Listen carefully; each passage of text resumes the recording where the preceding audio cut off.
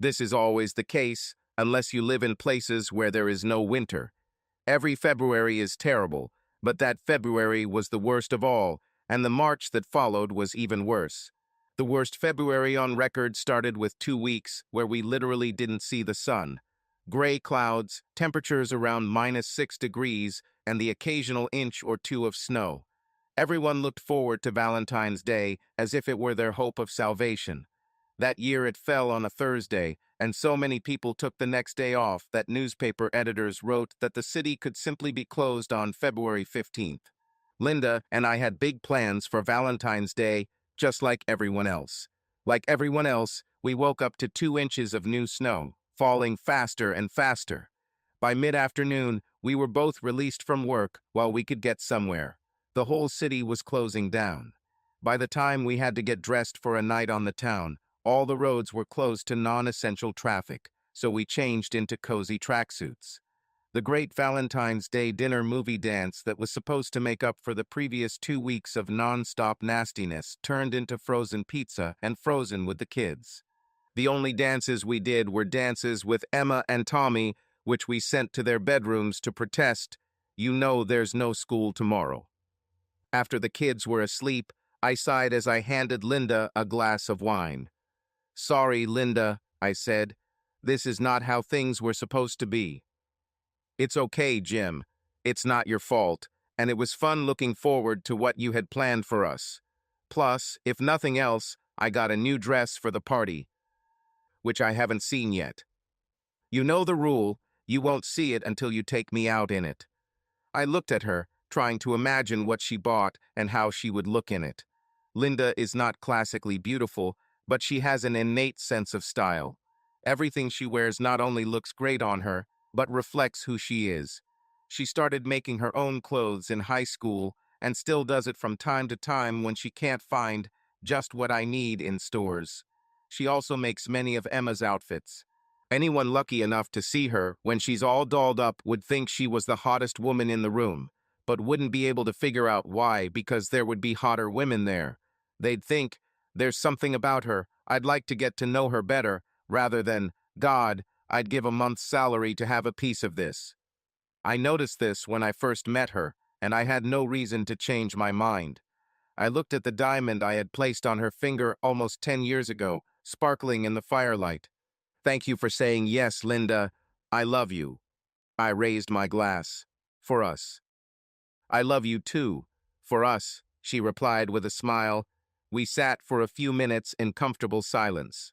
"Linda, I'm sorry for being so irritable the last few days. It's not your fault or the kids' fault, and you deserve better from me. It's just this damn February and it's—" "I know, Jim. Forgive me too. I was the same way. I think bears hibernating have the right idea. We really should have slept until spring. We've all been on edge, even the kids. People at my job are much worse than you." "How is your job?" "Also." "Well, look at it this way, Jim. We have each other, we have children, we have our home, we know where our next meal is coming from." "Yeah, from Wendy's." She laughed. Our first date was the subject of a running joke between us. I met Linda in college. My parents had to stop supporting me to pay my father's medical bills, and I refused to take out loans, so after paying for tuition and books, I literally had no money. Linda was a little better off and offered to treat me or pay me equally, but I didn't agree to that, so I saved up money to take her to a decent place. She said I was stupid and that the main thing was to spend time together and get to know each other, and we could do that just as easily at Wendy's. So we went, and from then on the rest was history. We've moved up a notch since then, but still go to Wendy's sometimes for old time's sake. "Seriously, though," I said, "how do people get through times like these if they don't have love?" "Sometimes they don't care." Linda winced. Her high school boyfriend committed suicide by taking alcohol and pills on Valentine's Day night a couple of years ago. "Well, we have love and we can handle it." I put the glass down and took her hands in mine. "Happy Valentine's Day, my love." "Happy Valentine's Day, my beloved husband." We looked into each other's eyes for a moment, and then decided that we should really move to the bedroom. We got the 3-day weekend the editors thought we needed, thanks to 2 feet of snow instead of the predicted 8 inches. Everything was closed, sure, but almost no one lost power, and enough people had snowmobiles that anyone who actually needed to get somewhere could do so. Okay, the guy on our street probably didn't have a place he was supposed to be or any other excuse for all the noise and throwing snow around, but he ran out of gas on Saturday afternoon and his parents wouldn't give him any more. After that, he didn't bother anyone. Our children, of course, were delighted. Mom and Dad were home all day, there was snow to play in, pizza to eat, and movies to watch, not to mention there was no school. What more did they need? Linda and I were also happy with the situation. There was no pressure to go anywhere or do anything, and we were able to enjoy our family to our heart's content. Food was not an issue. Linda and I both grew up here, so we always made sure we had enough food in advance to share if necessary.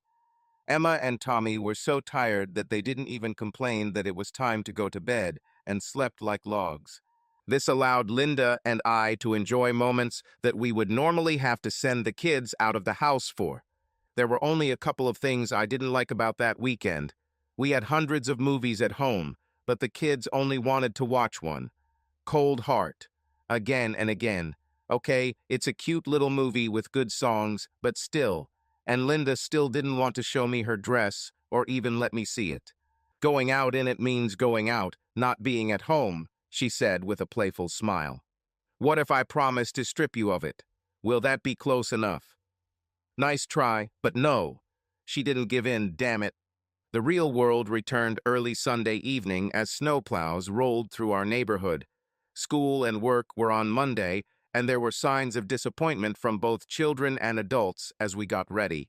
Just before bed, Emma and Tommy walked into the living room, freshly bathed and in their nightgowns. The elder sister was, of course, the representative, standing straight and tall as best she could. Mom, Dad, this weekend was the best of our lives. Thank you for playing with us, watching our movie with us, and being together for 3 days in a row. We love you. With these words, my daughter jumped onto my lap, and my son jumped onto Linda. After they gave us the sweetest baby hugs in the world, they switched parents and did it again. I looked at Linda and her eyes were as wet as mine. We love you too, I muttered. We are so glad that you are our children. Linda and I didn't do anything out of the ordinary that night, other than making sweet love, until we felt like we had become one. We couldn't wipe the smiles off our faces the next morning, and neither could the kids. Brutal February is back, and the 3-day weekend is a memory. Even our usually calm children began to quarrel. Linda and I had just collapsed on top of each other on the living room couch after finally putting Emma and Tommy to bed when Linda's phone rang. I growled and muttered something. It's Dee, I have to answer, she said apologetically. We had a loose group of 5 couples with whom we sometimes socialized or went out together. We all met while married, so there were no awkward, when you were alone moments. We all had the same ideas about fidelity, namely, you just do it, it's not discussed or questioned. So when we went out, we could dance with each other's spouses if we wanted to change, and we knew it was safe. We were closest to Dee and her husband Dave. She and Linda were almost best friends. Linda made the "I'll try quickly" gesture and answered the phone. I saw Linda become more and more agitated as she talked with Dee. She literally glowed as she ended the call and plopped down on my lap. So what was that? My face couldn't help but reflect her smile. Well, dear husband, she smiled at me. I know you think this terrible February has gone on long enough. I'd like to drink that, I said, reaching for a glass of wine. Linda grabbed my wrist, stopping me, and firmly placed my hand on her slender waist. Much better offer. Well, we complained that not only was this the worst February in human history, but that we would have to endure an extra day of it. It didn't match the smile on her face. I told her about this. That's because Dee had a wonderful idea. The extra day of horror falls on Friday. What if we all got together, got babysitters for the kids, had a really nice dinner, and then danced at a nice club and got hotel rooms for the night? so we can have a little fun and not worry about getting home and end this terrible month on a good note. What about getting from the club back to the hotel? Don't we have to go by car? I've always been that guy who asks what could go wrong with a plan. I know it's not fun, but I really can't help it. I am this way by nature, and this is reinforced by my work. This is the best part, Jim. Do you know downtown Madison? We ate there, remember? There's a dance club down the block that some of Dave's co-workers go to. There's live music there on Friday night, and admission is free if you ate in Madison. Oh, and Phil and Jane have already arranged for Mrs. Porter to watch their kids for the night, and they say she wouldn't mind watching ours too. I'll have to think about that. I didn't really need to think, but I was hoping that if I delayed, Linda would use one of her patented, guaranteed to win female persuasion techniques to convince me. Instead, she grabbed a pillow from the sofa and hit me on the head. Okay, I thought, let's do it. But there is one condition. Which? You're going to wear the dress you bought for Valentine's Day that I still haven't seen. Your wish is my law.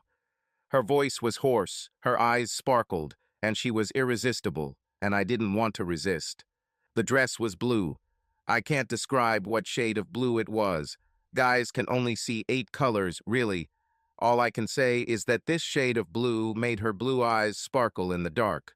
The dress had long sleeves and a high collar, and the hem fell below the knees, but it was not a grandmother's dress at all. The bottom edge of the hem flared and waved slightly as she walked, drawing attention. When she danced, the hem itself flirted. The smooth, tight, but not too tight fabric made you want to run your hands over it, hiding and simultaneously highlighting the slender, feminine figure underneath. Linda smiled as she slowly walked down the stairs where I waited, stunned and agape. "Dear Jim," she said, softly and sweetly. She closed my mouth with a gentle finger under my chin. I swallowed, but still couldn't speak. "It's still me, the same me as always. You don't need to flatter me, although I admit I like it when you do." I shook my head and found my voice. "You don't understand. You don't know how amazing you look. You." Words failed me. I took her thin, long-fingered hands in mine, bowed and kissed them. I looked up and saw that her eyes were shining and wet, and I noticed a slight tremor in her smile. I nodded. She understood. All 10 of us gathered in the restaurant. It was crowded on a Friday night, but we reserved a table big enough for all 10 of us to dine together. We laughed and talked, enjoying a great dinner, enjoying each other's company, and the fact that February was finally ending. Linda was the most attractive woman in the room, and I must have told her that about 6 times. I touched her arm, shoulder, or arm whenever I found a reasonable excuse. She responded in kind and looked me in the eyes. It was supposed to be an unforgettable night. We checked into our rooms before heading to the club. Linda and I have a low tolerance for alcohol, so I usually served as the designated driver. I was glad that I wouldn't have to do that this time. Not that I mind. The safety of my friends was important to me, but I was looking forward to Linda being alone with me. It looks like she had the same idea. She apologized and went to our room alone for a few minutes, returning with a meaningful smile. "I'll arrange it for you." "We really don't have to stay at the club long, do we?" she whispered as we walked. I knew how much Linda loved to dance with our friends, so she might say, "I better not wait too long before we're alone, preferably naked." I smiled back at her. "Your choice, honey." She lightly hit my arm, then hugged it and pressed herself against it. We reserved a table for 10 at the club, and it's a good thing we did. It seemed like a lot of other people were busy trying to forget February, but they weren't too busy to miss the 5 women in our group. "You're getting a lot of attention, dear," I whispered to Linda. "You're the most attractive woman in the room, as always." "Oh, you," she looked at me, pressing her soft breasts lightly against my hand. "You don't have to say things like that, although I like to hear them." "But I must," I replied. "The truth is the truth. You can't have an opinion about the truth." Yes, I know it's a flaw in logic, but neither of us cared about it at that moment. She understood and glowed even brighter. Neither Linda nor I were great dancers, but we didn't disgrace ourselves either. We just didn't care about it. We were on the dance floor to enjoy each other, not to entertain anyone. So I danced with the love of my life, with breaks for hot wings and drinks. I went for another batch of wings. When I returned, Dave was asking Linda to dance. I heard her answer, "I'd love to, Dave, and I'd dance another time, but I want to make this night special for Jim and I. I'm only dancing with him tonight." Was I proud? Happy? Of course there was. I handed out the wings and whispered in Linda's ear, "So, is it time to leave yet?" "Right after you brought in a fresh batch of wings. What are you thinking? We'll both need energy for what I have planned." She looked at me again with the same expression and held my hand under the table. A few minutes later, the group took a break. In the relative silence, we heard loud laughter from another table and turned to look. "Hey, is that Mark Lavalier?" Phil craned his neck to get a better look. It's him," Dee squealed excitedly. Mark Lavalier was the star tight end on our football team. Unlike many others on the team, he lived here all year round. He had a reputation as a genuinely nice guy and was as well known for his community service as his exploits on the field. Mark became the main topic of conversation at our table as guys talked about his football accomplishments and women praised his good deeds and good nature. "It doesn't hurt that he's also handsome," Dee added. Linda and I both knew who he was, but at that moment we were not particularly interested in anything other than each other. We let the conversation flow past us, holding hands under the table. "Hey, you two, get a room." Linda and I looked at each other. We didn't even kiss. Well, not for real. My feeding her wings didn't count. Besides, we already rented a room. We were saved from further embarrassment when the band started playing again. "Shall we dance here or upstairs?" I whispered to Linda. Before she could respond, Jane interrupted us. "Look, he's coming here." Indeed, Mark Lavalier left his table and headed towards ours. I was amused by the reactions of the women at our table. The four of them straightened their hair and stood on their tiptoes, almost saying, pick me, pick me." If you think a woman can't pout while sitting, you still have a lot to learn. Linda looked down and squeezed my hand tighter. "Hi, I'm Mark. Will you dance with me?" He stood behind Linda's left shoulder, holding out his hand. I felt Linda gasp, throwing my hand like it was a hot potato. I watched, stunned, as she turned her back to me, gave Mark her right hand, and rose gracefully from her chair. "Hey man, now my feelings are hurt. I thought she was only dancing with you today." Dave smiled, teasing me. "Yeah, I thought so too," I grumbled. "Relax, Jim. It's just a dance." Jane tried to calm me down. I tried to believe her, but I had a bad feeling. The band played a couple of fast songs, and our entire table watched them dance. Just like everyone else in the room. Mark was good, much better than me, and Linda was clearly enjoying herself. Her partner and her dress together showed her in all her glory. "They look great together, don't they? Come on, Jim, let's join them," Dee suggested, clearly trying to distract me. "Thank you, but no." The next song was slow. I watched Linda melt in his arms, fitting perfectly as if she belonged there. He was good at this too. A lot of practice, I guess, I thought bitterly. Mark said something to Linda. She smiled sweetly back. He didn't do anything that would cause my legitimate objections. He didn't dance closer to her than I danced with Dee or Jane. His hands did not go where they did not belong. Another slow song, this time a ballad. I saw how the group leader observed my wife and her partner, taking his cue from them. Mark smiled as he held Linda in his arms. He was clearly pleased with what was happening. I've seen enough. I stood up from my seat and felt Jane's hand on my arm. "Wait, Jim. Give it to her. Don't ruin her evening." I pulled my hand away and looked into Linda's face. She clearly wanted to be where she was and nowhere else. She didn't want any interference from me. I sat down again.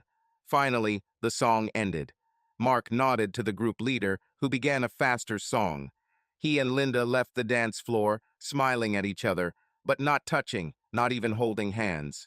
Linda gave him one last dazzling smile as she turned to our table and Mark headed to his.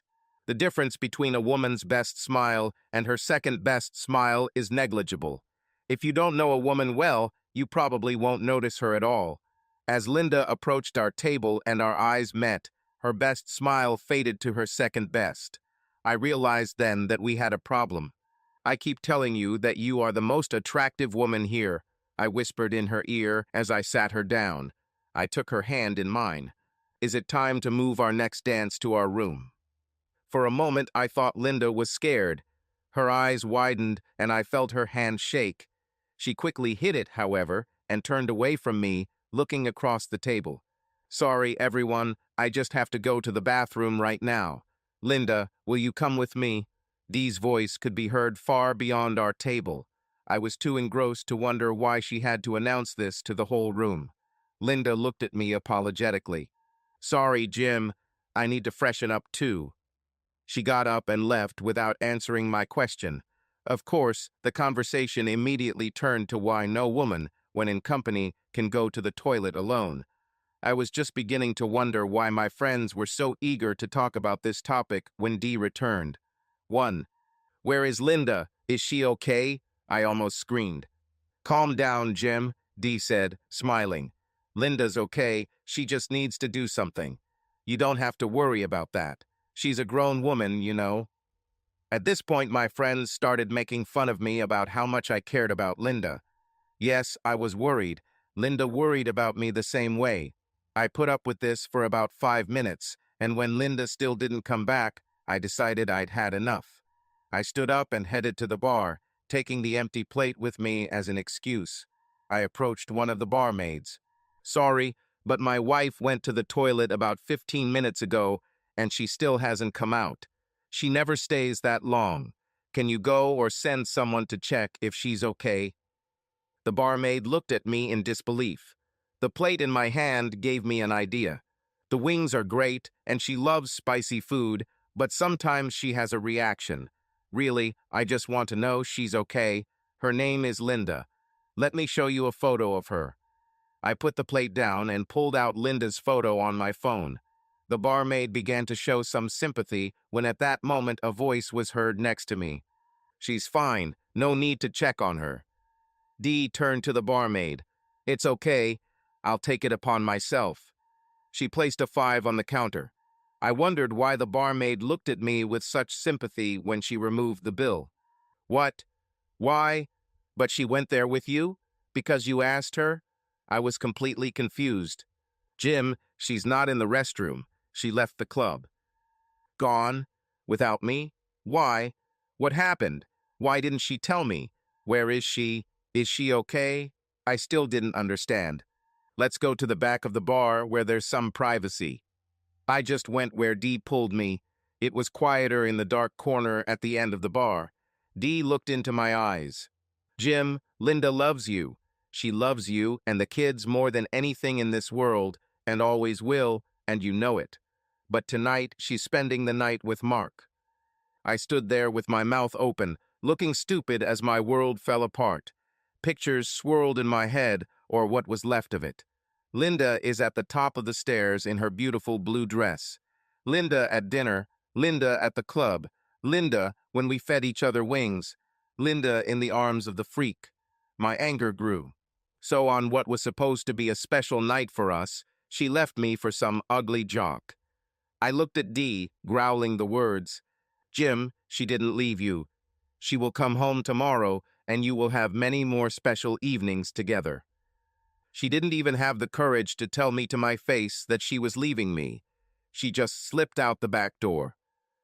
Jim, listen to me. She didn't leave you. Well, if she didn't leave me, then where the hell is she now? She's not with me, right? I was getting louder, and I didn't care who heard me. Please calm down. People are looking at you. Look, I know you're hurting, but it's just one night. Linda knows, we all know, that you are the only man for her and always will be. You're a good guy. Yeah, and we all know where the good guy finishes, don't we? Jim, it's not like that.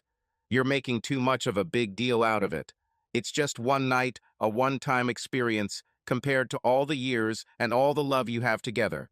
It's not a big deal if you don't make it yourself. I know she'll come back to you, and I know you'll be okay in the end." Dee spoke softly but confidently.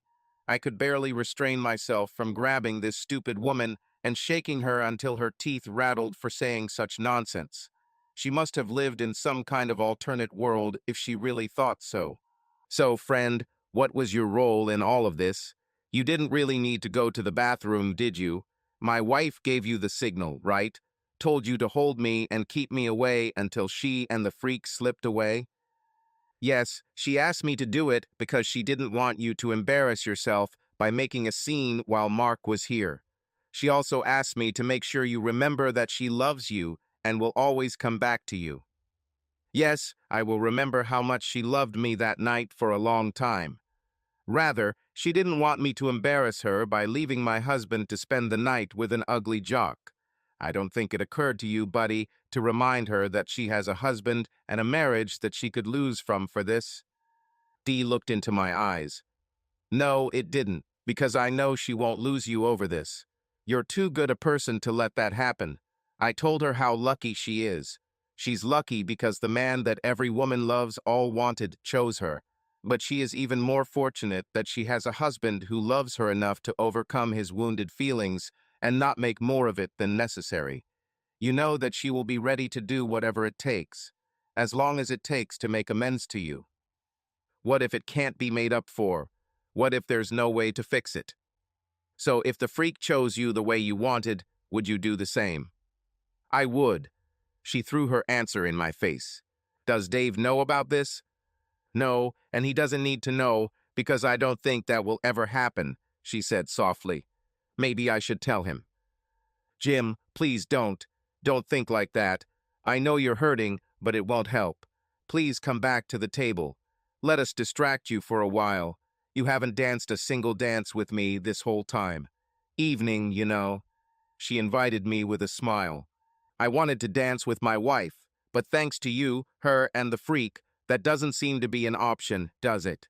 I turned my back on Dee and walked back to our table. The conversation at the table stopped abruptly when I appeared. The averted glances told the whole story. All our friends now knew that my wife and the freak were currently cuckolding me. Jim, are you okay?" Dave asked, hesitantly, as he sat Dee down. I wanted to tell him what Dee said and ask him if he would be okay, but I couldn't get the words to come out of my throat. Apparently, I haven't completely abandoned the good guy role yet. This will need to be worked on.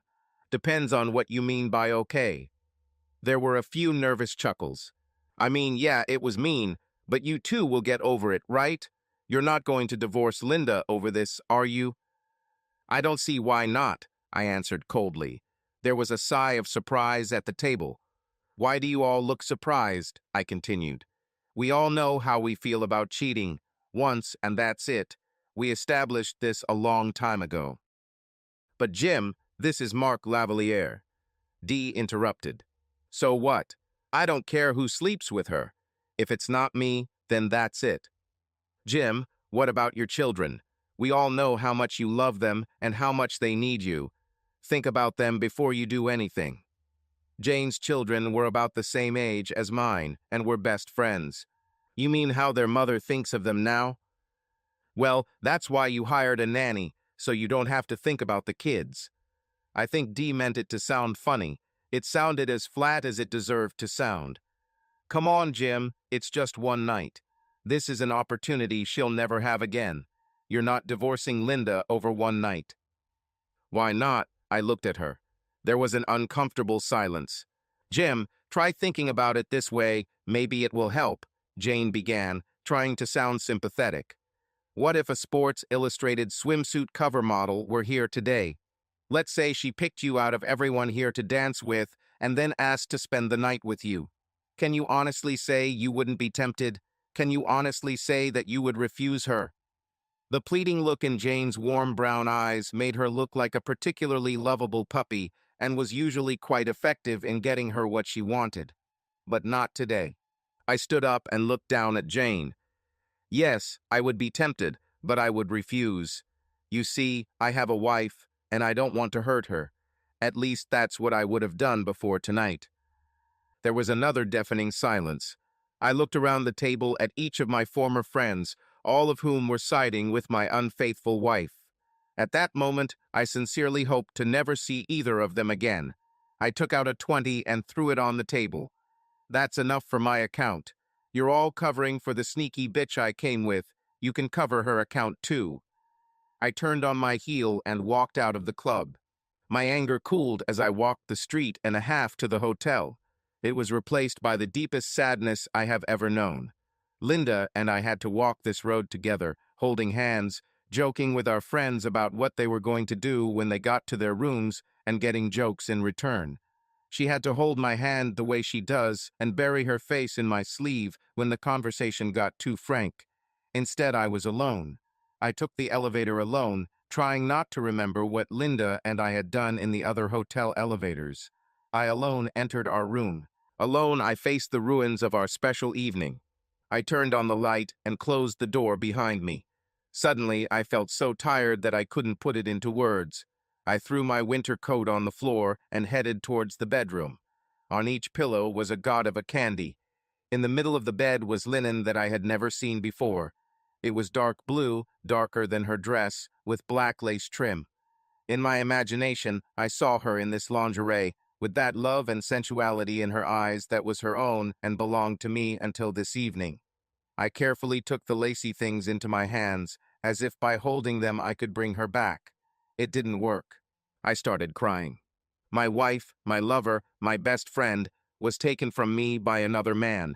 He easily, effortlessly, took her from me as if he had every right to do so. He didn't care what she meant to me. All he saw in her was a cute toy for one night, and she just let him. I didn't mean enough to her to cause even the slightest resistance. It was as if she also believed that he had a greater right to her than I, who had earned it for almost 10 years as a faithful, loving husband. Yes, it was only supposed to be for one night, and the next morning, I guess. And what will he and this night leave in her heart, mind, and feelings? How could I ever compare to the town's hero, the handsome stud, Mark, the freak lavalier? I must have dozed off. When I woke up, it was almost 1 o'clock, and I was bent over the bed with my back hurting and my lace panties and bra soaked from tears in my hands. I looked around the room. Thinking about what we planned to do in this room, I realized that I couldn't sleep here. At home, in our bed? No, it's even worse. Another hotel. This is stupid. I already had a hotel room. Maybe one of the children's rooms. This might work. I packed Linda's suitcases and mine. I ate both candies, there was no way to waste the goodness, and threw the wet panties and bra into the trash. They were empty and useless without Linda, just like our special evening. I checked out of the hotel. She and the freak will figure out how she can get home. She probably won't show up until checkout time anyway. The young woman behind the counter, professionally cheerful, seemed worried when she asked if we had enjoyed our stay.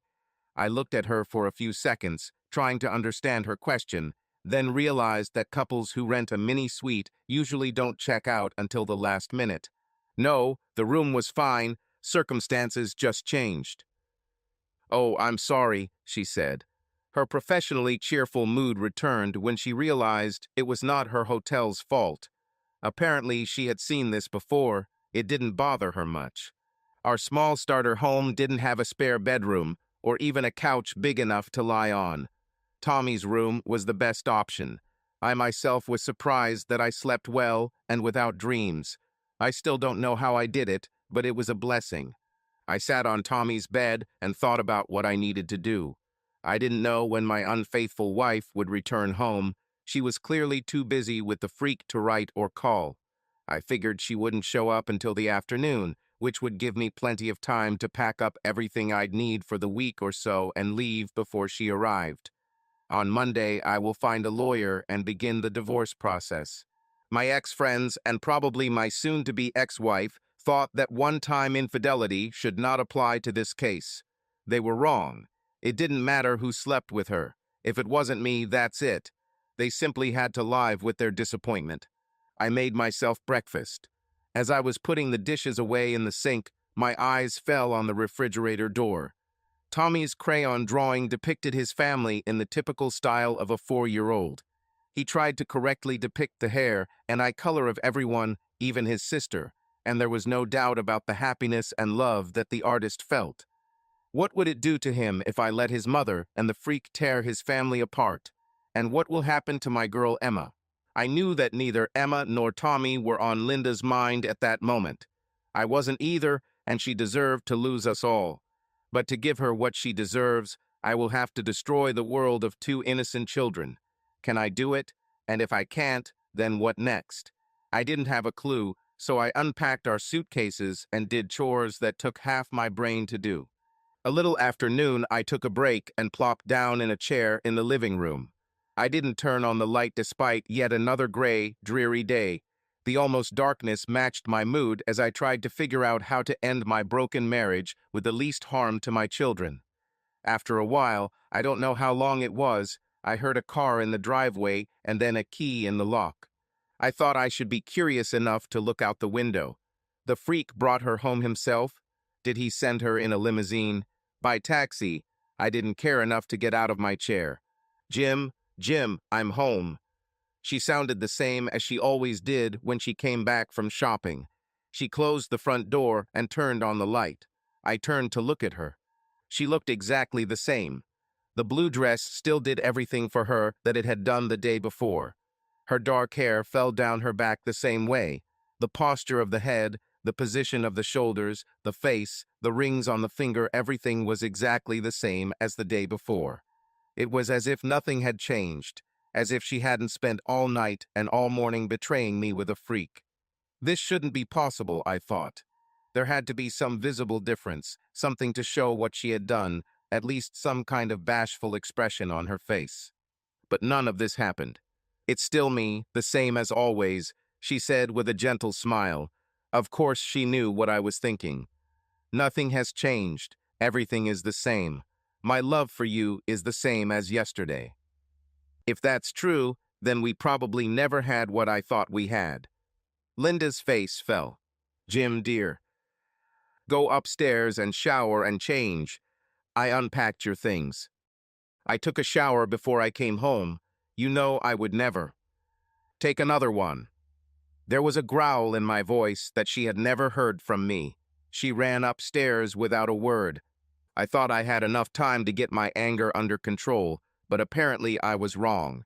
I tried to pull myself together while she showered so we could talk about what to do next. I owed it to our children. She came downstairs, dressed in a tracksuit, her hair pulled back into a ponytail and a worried expression on her face. "Thanks for putting my things away, Jim, but where is the linen I laid out on the hotel bed?" "I threw it in the trash, just like you did with our special evening." "Jim, I bought these especially for us. I was hoping to wear them today so I could start making amends. I rented this hotel just for us, and we know how well it worked, right?" Her eyes dropped to the floor. I tried to pull myself together again. "Was it what you expected?" The question hung in the air. Finally, Linda met my gaze, her face filled with concern. "Jim, I know you have questions. I know we need to talk, and I'll tell you everything you want to know, honestly and completely. But are you sure you want to know? This, I'll tell you. Honestly, but I don't want to hurt you." "It's a little late to think about not hurting me, isn't it?" Linda winced. "I know, but I'm afraid that by telling you what happened, I'll cause you more pain, and it will make it harder for us. Well, for you to get over this, so we can move on with our marriage. Could we please focus on the future? We can't let one night ruin our lives." "That's what you must have been thinking about last night," I replied. I pointed to a small crystal vase that Linda loved and that always sat on the mantelpiece. "How many times would I have to throw this vase on the fireplace for it to break? And then how long would it take for you to get over the fact that I broke it? Even if there was a way to fix it to put it back, it would never be the same again, would it? Jim, you know how much I love this vase, but I can do without it. Our marriage, which we have built together over almost 10 years, is much stronger and more beautiful than this vase. Our love is built to weather storms and last a lifetime. I can't do without this. I know that you are in a lot of pain right now. I know that I need to make amends for you, and I will do it no matter what the cost. I have enough to eventually overcome my pain, and we will be fine. Until last night, I knew you loved me enough to never cheat on me. I guess we were both wrong. Linda fell back into her chair, exhausted. So, was it what you expected? Everything and more. There was both compassion and determination in her gaze as she looked straight at me. Well, I asked that question myself, didn't I? At least she seemed serious about being honest. I sighed. Maybe we should continue and find out how bad it is. How did it start? I asked. Linda thought for a moment. I was shocked when Mark asked me to dance. You know, I wasn't trying to get his attention. I was sure he would choose someone else.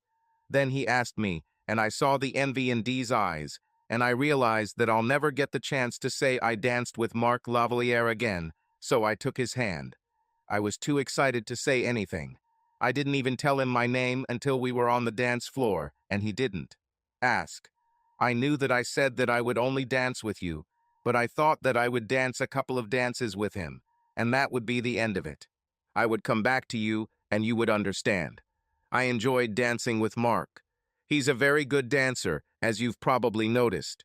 He's thinking about teaching ballroom dancing when he's done with football, if his knees can handle it. I think he'll be good at it. After the second fast dance, I thought it was all over. Just as I was about to thank him for the dance, the band started a slow song and his arms wrapped around me.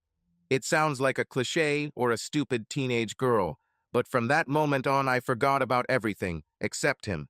He didn't say anything, but I knew then that he wanted much more from me than just a dance. Almost at the same moment I realized that I would give it to him. I didn't really decide, I didn't think about it. I just knew, as if I had been told. During the second slow dance, he asked me if I was ready. He didn't need to explain what he meant. I nodded. I couldn't speak. There's a back door next to the toilets. Tell me you need to go, and I'll meet you there. I appreciated that he was gentleman enough not to come up to our table and rub your nose in it. Then he went to his table, and you sat me down and took my hand. I'm sure you noticed how nervous I was. I noticed. Like a fool, I thought that after dancing with him, you would be looking forward to seeing me. It never occurred to me that you couldn't wait to leave me. I keep telling you, I didn't leave you. It was no different than going shopping or going to work. I knew I'd be back, just like always. Really? So you really think running away for the night to spend it with Freak is no different than going to the store? Well, no, not really, but it still wasn't like I was actually leaving you. Damn, that was truly a departure. She flinched as if I had hit her. I tried to pull myself together again. If I had come and intervened, would you have stayed with me? Linda looked up and held my gaze. No. I probably deserved it myself. I should have turned away from her. I mean so little to you. No, Jim, don't ever think like that. You mean the world to me. Bullshit, Linda. Actions speak louder than words, and from the moment the Freak spoke to you until this very moment, your actions say that I mean nothing to you. I glanced at the clock on the mantelpiece. Time to pick up the kids. I'll bring them home, help them get settled, then I'll leave. Be back tomorrow night. I can't take this anymore. Jim, I didn't do this to hurt you. Please don't do anything that will make it harder for us to continue together. Really, you already took care of everything, didn't you? Please, Jim, think about Emma and Tommy. Think about what this could do to them. I exploded. You mean how you thought about them last night? No. You have no right to say that. You can't hide behind them. Linda looked like she had seen a ghost. While I'm gone, I want you to write what happened last night and this morning. I already know that the Freak had you unconscious. You don't have to go into details, but I need to know what you thought and felt, and I don't think I can be in the same room while you tell me this. I can barely look at you right now, but I still need to know what happened. Maybe it won't be so bad if I read it, eh? I won't hear. I'll do whatever you ask, Jim. But how can I begin to make amends to you if you're not here? I have plans for us tonight. She smiled at me uncertainly. Not until you show me a clean sty test from your doctor. About, Linda blushed.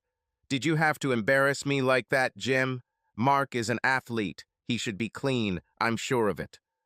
Yes, I'm sure he would say so if you asked. But you didn't ask, did you?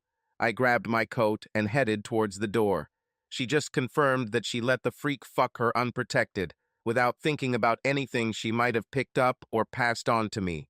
Crap. I love you, Jim. Now, Linda, I have no idea what you mean by that. Emma and Tommy rushed towards me as soon as I entered Mrs. Porter's living room. I knelt down and picked them up, one on each arm, while they shouted, "Daddy," in my ears. Neither of them would go down to the ground to walk to the car, so Mrs. Porter helped me grab a baby backpack in each hand and waved goodbye to us. They didn't stop talking for a second while I buckled them in, started the car, and drove home.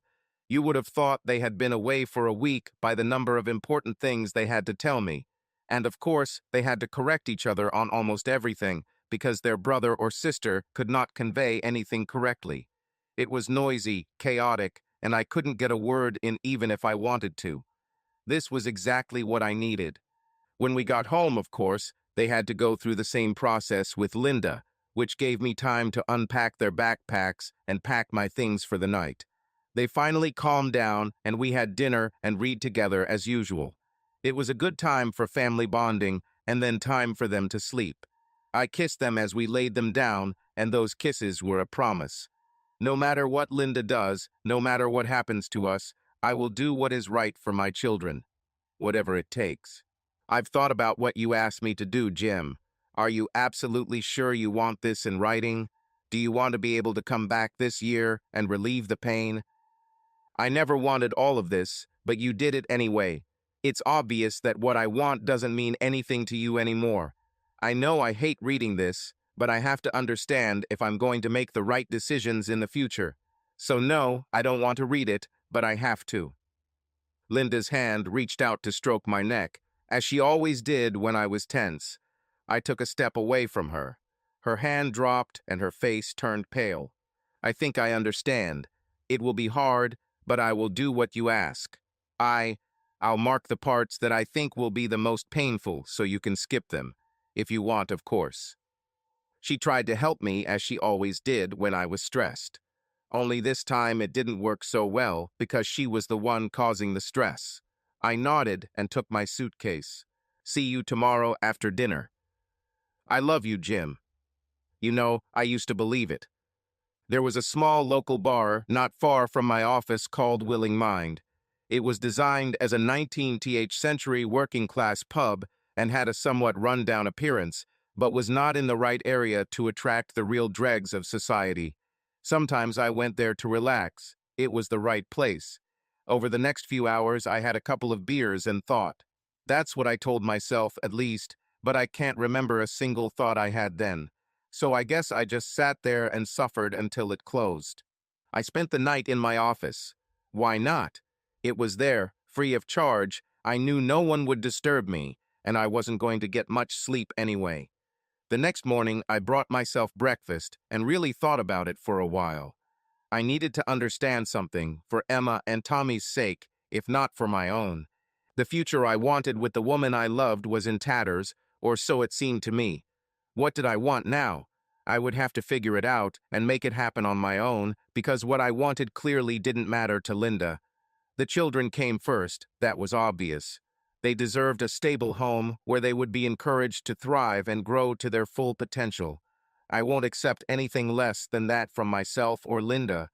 This was non-negotiable. What about Linda? She still seemed to think that as soon as I stopped suffering, we would go back to the way things were before. Never. I knew that over time the pain would decrease, but it would not change the essence of the problem. The memory of her betrayal will stay with me for the rest of my life, and despite her protests, we will both never be the same. So are Linda and I done. I didn't see any other solution. What did this mean for Emma and Tommy? I dreaded the thought of them being moved back and forth, splitting weekends and holidays between Linda and me. Children always try to play one parent against the other, and it never works for them. If Linda and I get divorced, it will make everything too easy. Emma has already wrapped me around her little finger. I'll be an absolute wuss when she's a teenager. Linda will be the same with Tommy. This mischievous look and dimple on her cheek can already melt her strictest decision into sticky caramel. No, raising this couple will require both of us to work together. I needed to figure out a way to do this. But how? I was glad that I suggested that Linda write everything down. I could go back and reread parts I didn't understand, and if I got too angry or overwhelmed with grief, I could put it aside and come back later. I've noticed that I don't think clearly when I'm angry or grieving. I was surprised to realize that yes, I was grieving. Something dear to me, the promise that from that day almost 10 years ago, I would be Linda's only one in this most intimate of encounters, the trust that I would always be first in her heart, even the belief that she would never intentionally hurt me. All this is gone forever. Did she lose it too? She, of course, did not hesitate to give up all this. Does she regret it now? On Sunday evening, I returned home to the usual boisterous greeting from my children. The thought of disappointing them almost broke my heart. So when Linda greeted me with a smile and a hug, I accepted it. "What did you tell them about where I was?" I whispered in her ear. "Who cares?" I felt her tense up. "So that our versions coincide." She relaxed. "I said you were in the office." I chuckled. "What's so funny?" "This is true." "About?" She pulled away and smiled at me. Our eyes met. I smiled sadly and shrugged. Damn, this woman knew me too well. Then why did she? Doesn't matter.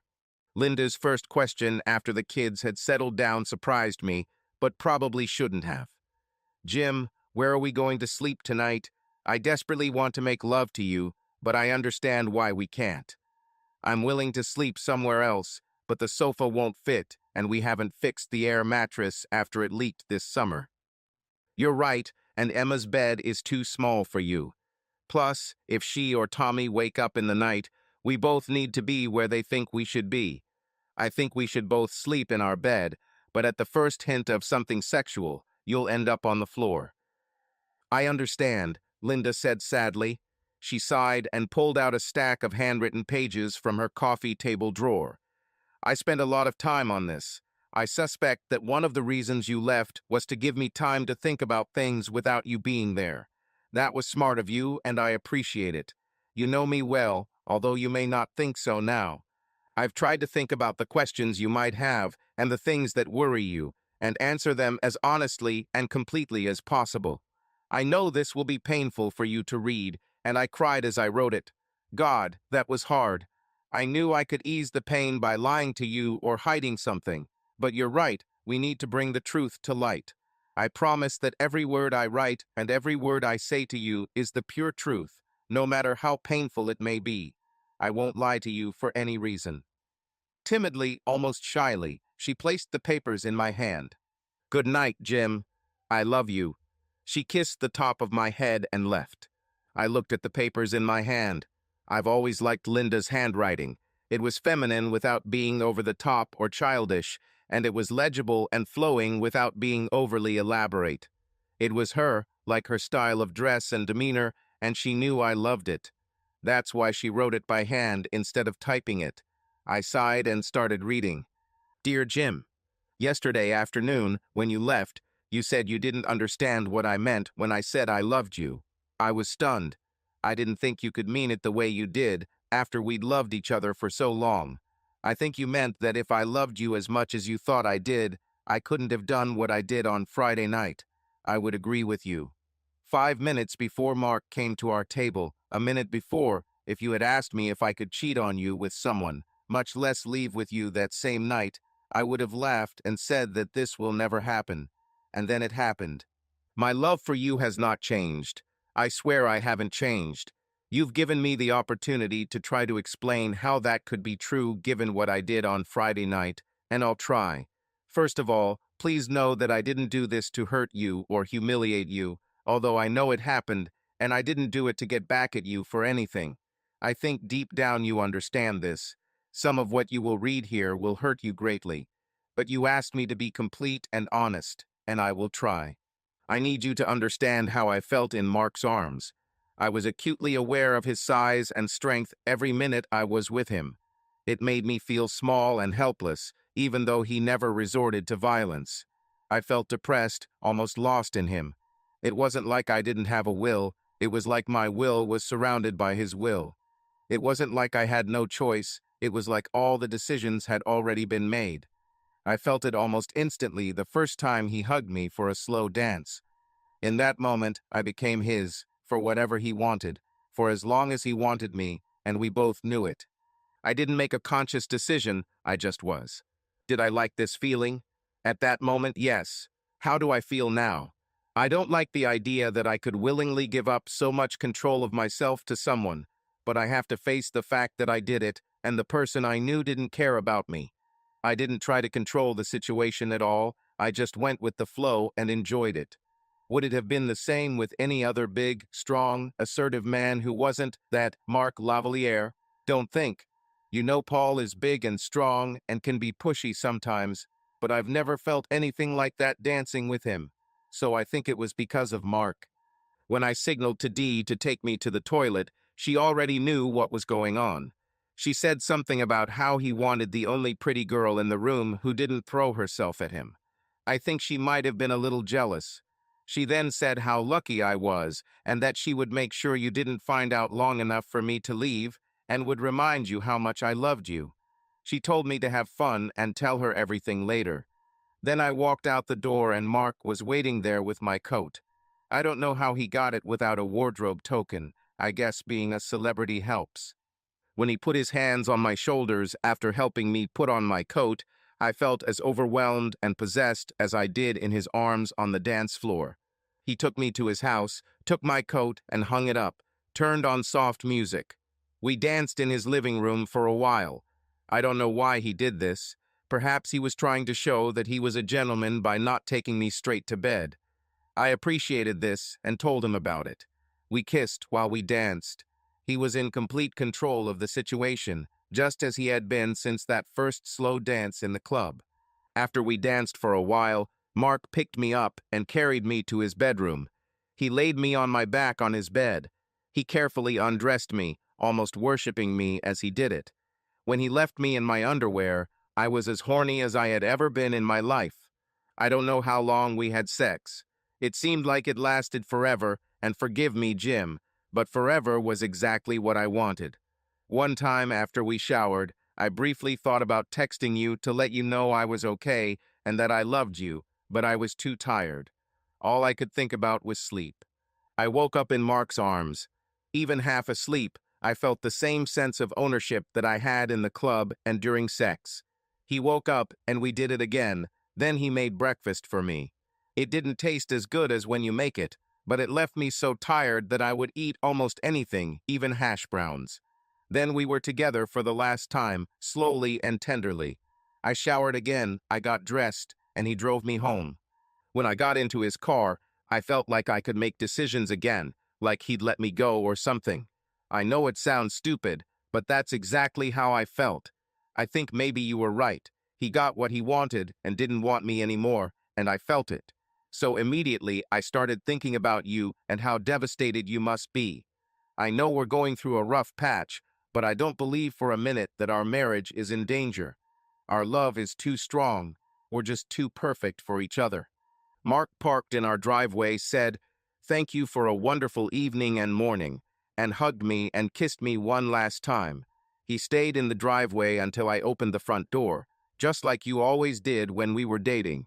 I think he does this for all his girls, but it was still nice of him. I smiled and waved, he smiled and waved, and it was over.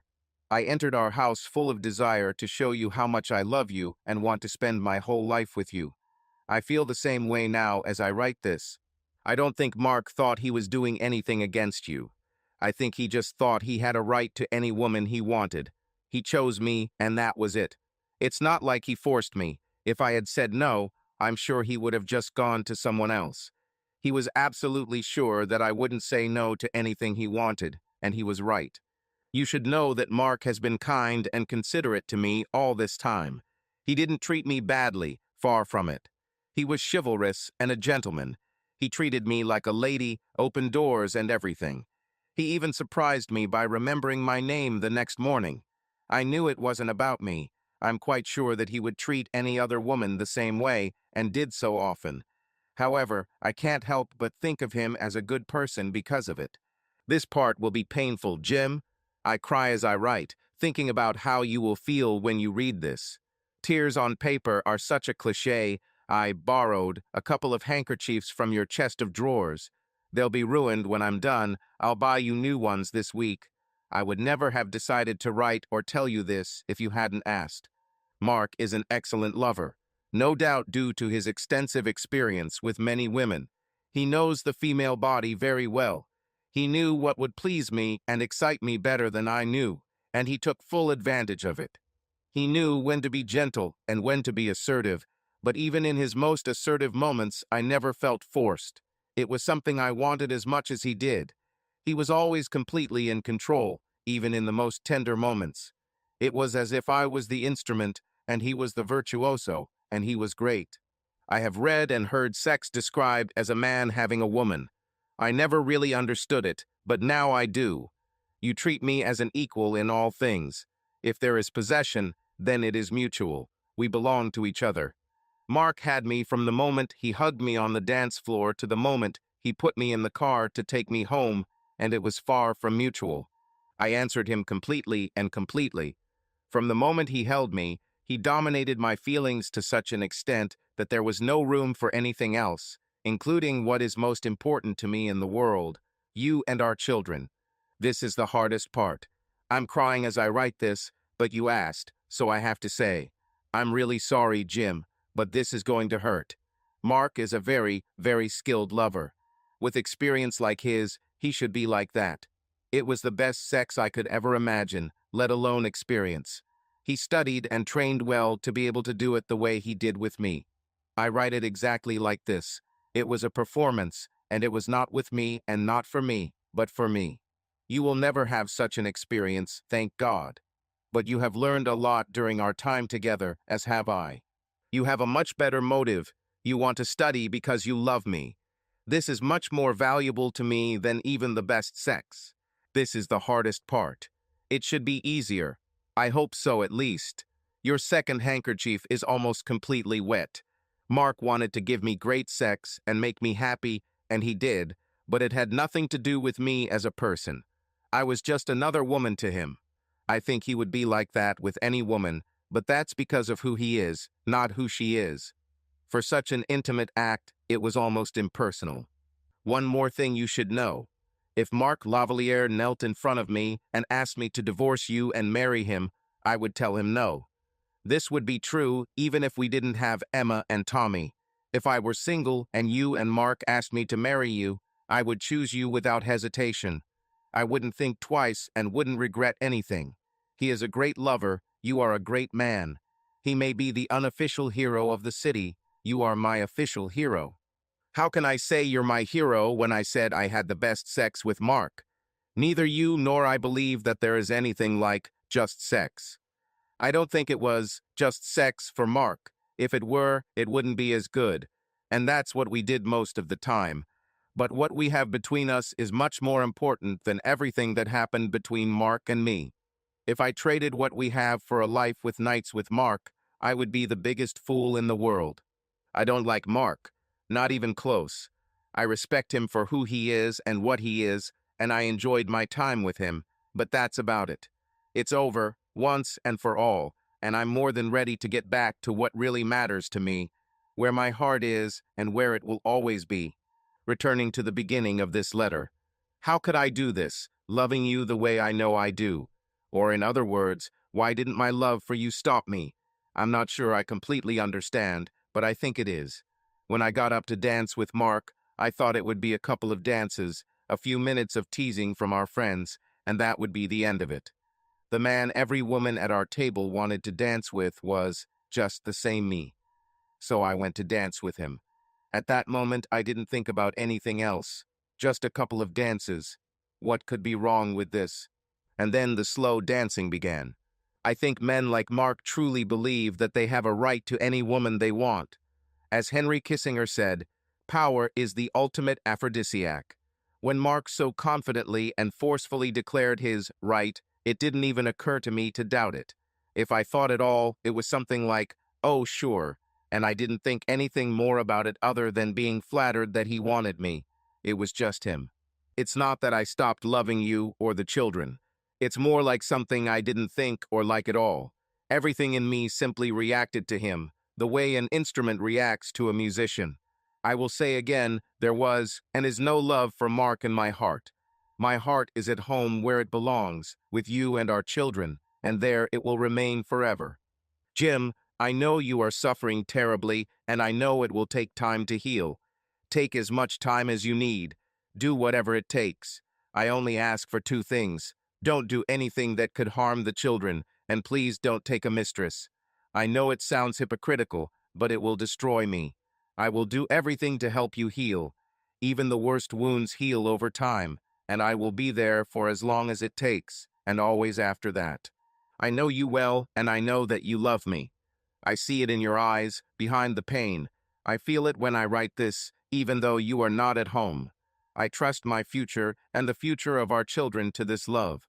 I know what upsets you is that my love for you didn't stop me from letting Mark take over our special night and borrow the things I promised would be only yours. I understand, but now everything he borrowed is returned, and like my love for you, they are unchanging and will be yours as long as I breathe. With love, as always. Linda. Love is a strange thing. It can flare up suddenly, it can fade away gradually, it can last forever, no matter what happens, but it can also disappear instantly. His love for Linda had dissolved like snow in the Caribbean by the time I finished reading the letter, which definitely gave the whole situation a focus, like a camera lens finally turned into position.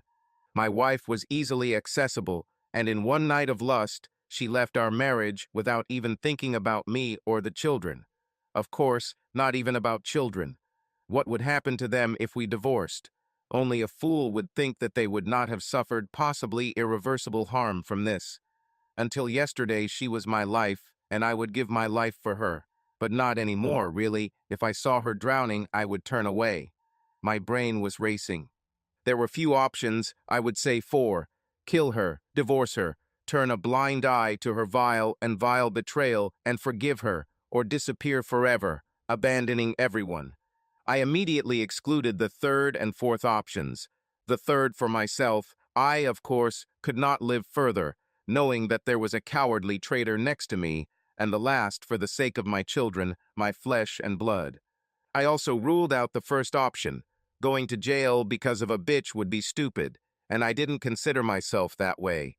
Of course, I could have hired someone to kill her while I created an alibi, but perhaps there was something worse than instant death. So the only option left is divorce, and I will be contacting a lawyer shortly. I was exhausted.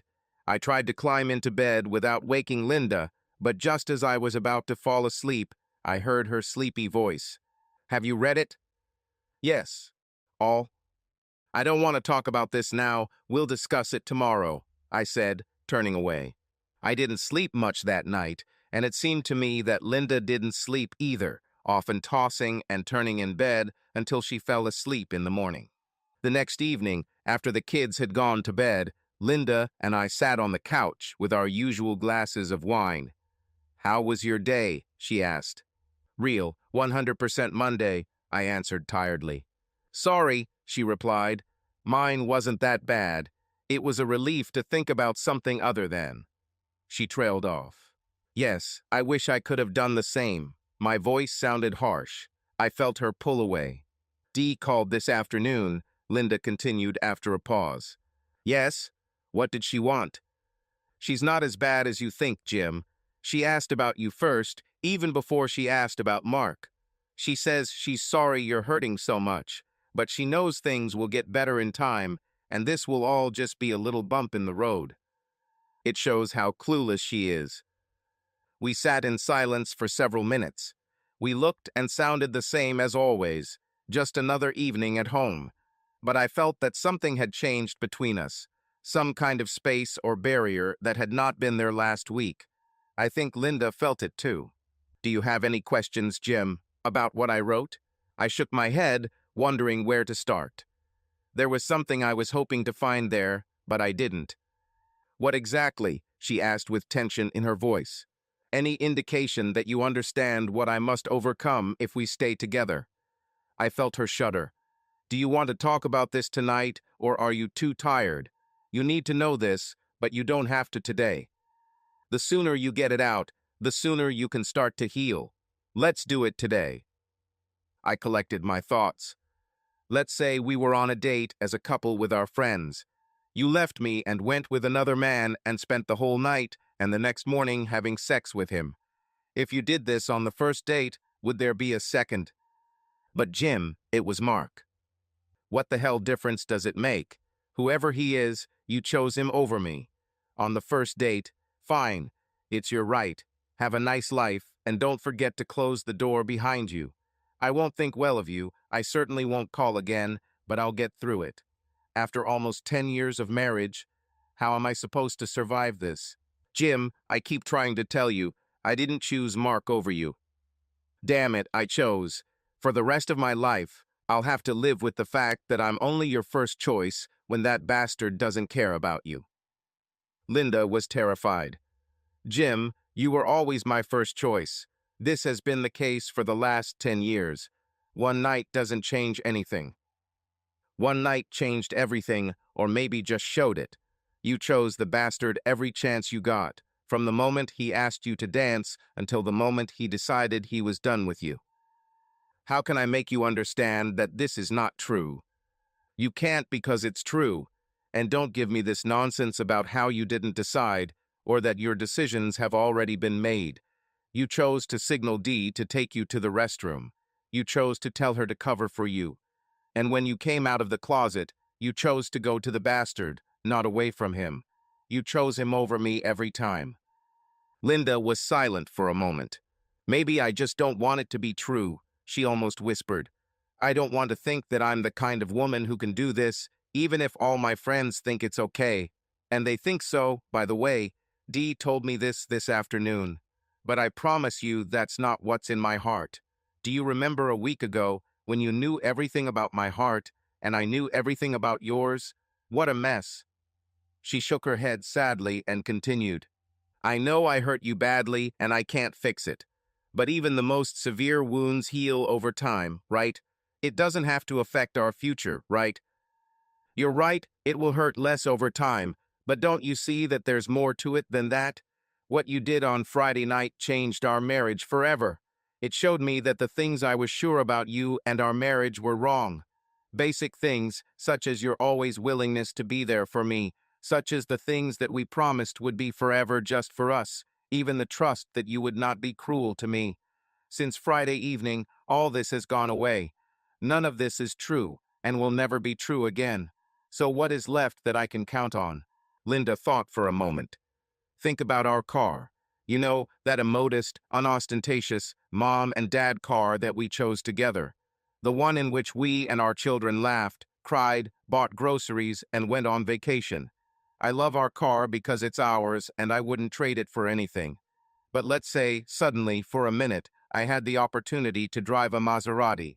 I never thought about it, but here it is, and all our friends are jealous of me, so I said yes.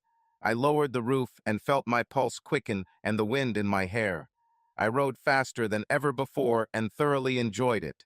Then I returned to the dealer and saw our unremarkable but beautiful car on the lot waiting for me. I thanked the seller and returned the keys to him. I enjoyed the experience, but if he had offered me $50,000 to trade our car for a Maserati, I would have laughed and turned it down without hesitation and never regretted it. Yes, now I've driven a Maserati.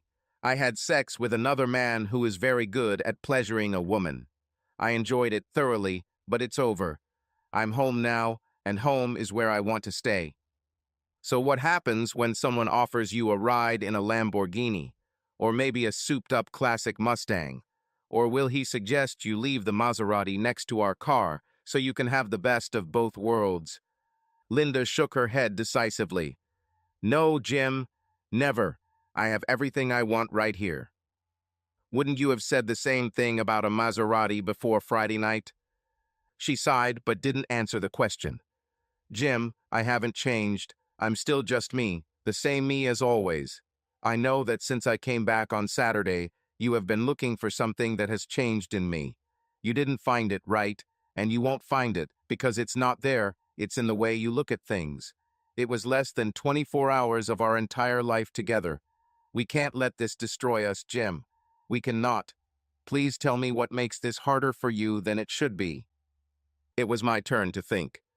You keep insisting that you haven't changed, but if you're right, then I was wrong about you for 10 years because I was sure that you could never do what you did on Friday night. If I was wrong about something so basic, what else was I wrong about? What, if anything, is left of what I thought I knew about you? You still haven't answered this question. The next morning, after a quiet breakfast right before I left for work, in the calmest and quietest way possible, but with a tone of voice that I had never had before, I told her, "Listen to me carefully, because I will only say this once. You betrayed me, you were my life, and publicly humiliated me, treating me like dirt, trampling on my dignity as if I were a pathetic cockroach. I will never forgive you, and I will make you pay for this." I walked out, slamming the door before she could say a word. That evening, Linda greeted me as best she could, without mentioning what I had said to her, perhaps convinced that my statement was a temporary outburst of anger and deep down convinced that she could make things right, trying to prove that nothing had changed.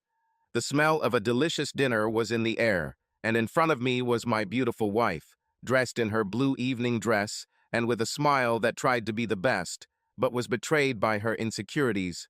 I couldn't help it. All I saw was my wife in the bastard's arms, giving him her best smile, anticipating what they would soon do together. I shuddered and looked away from her. Her face was distorted. There were tears in her blue eyes. I saw Emma and Tommy behind her, arranging cutlery on the table, but watching us carefully. I closed my eyes and hugged Linda. I felt her breath hitch as she tried not to cry in front of the children. I meant, "SHHH," I whispered in her ear. "Let's pretend we're a happy couple." "Do you want me to change?" "No, the children will think something is wrong. Let me wash my face and let's have dinner." I held her until her breathing became even. "Thank you, Jim. I love you." I don't know how I got through the evening pretending everything was fine, but I did it. I can't say I deserved an Oscar. Linda was not deceived for a moment. But the children didn't notice anything, and that was the main thing for me.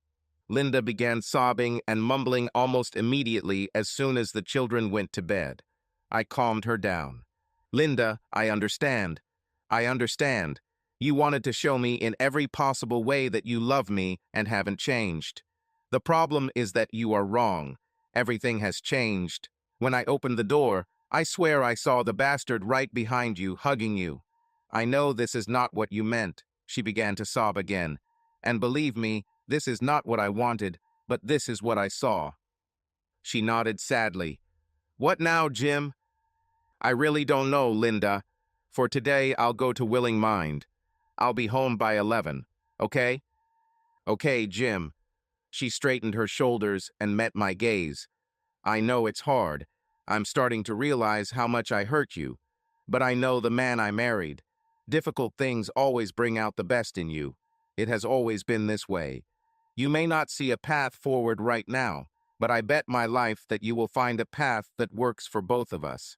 I love you, believe in you, and trust you with everything I have." I sighed as I put on my coat. "The man you married is no longer here. He died on Friday night or Saturday morning." "I don't believe this, not for a minute. You may be right and we have changed, but deep down I am still the same and you are still my hero." She stood there, still in her beautiful blue evening dress, her blue eyes sparkling. I gave her a faint smile in honor of her bravery and courage and left. It wasn't fair, damn it. It's just unfair.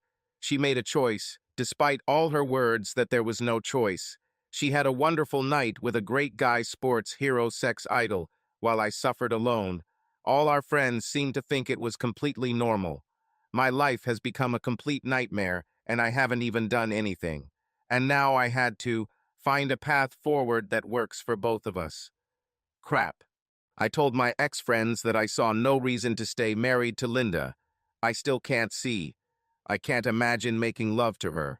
It's not just the inevitable comparisons with a bastard, although that in itself is bad enough.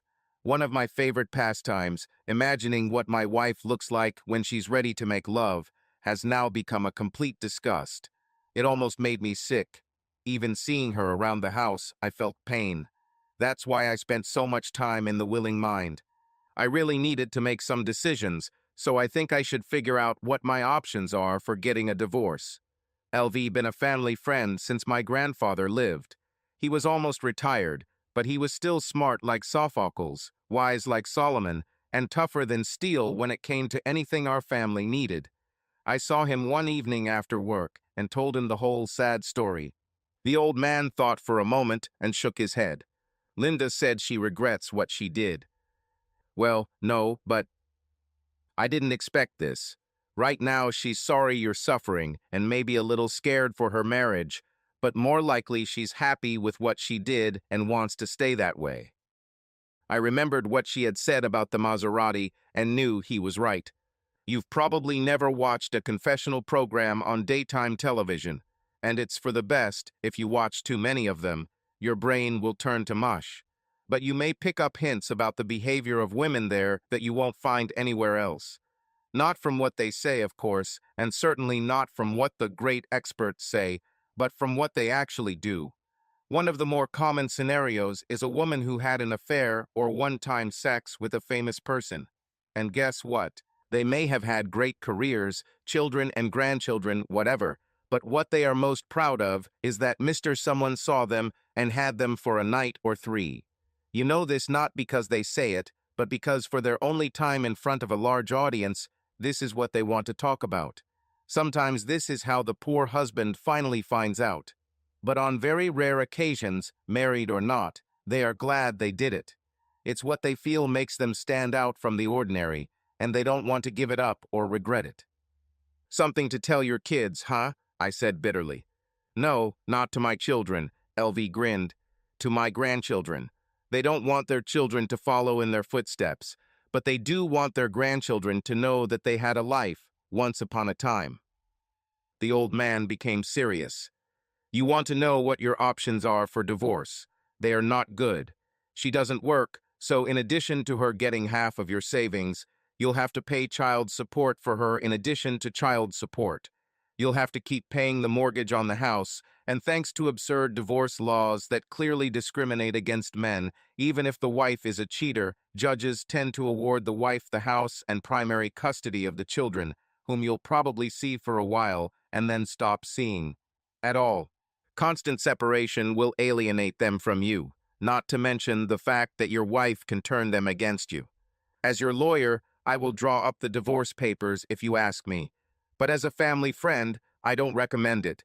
You need to figure out what is truly important to you in your life, what you want to preserve or protect at all costs. I know it used to be Linda.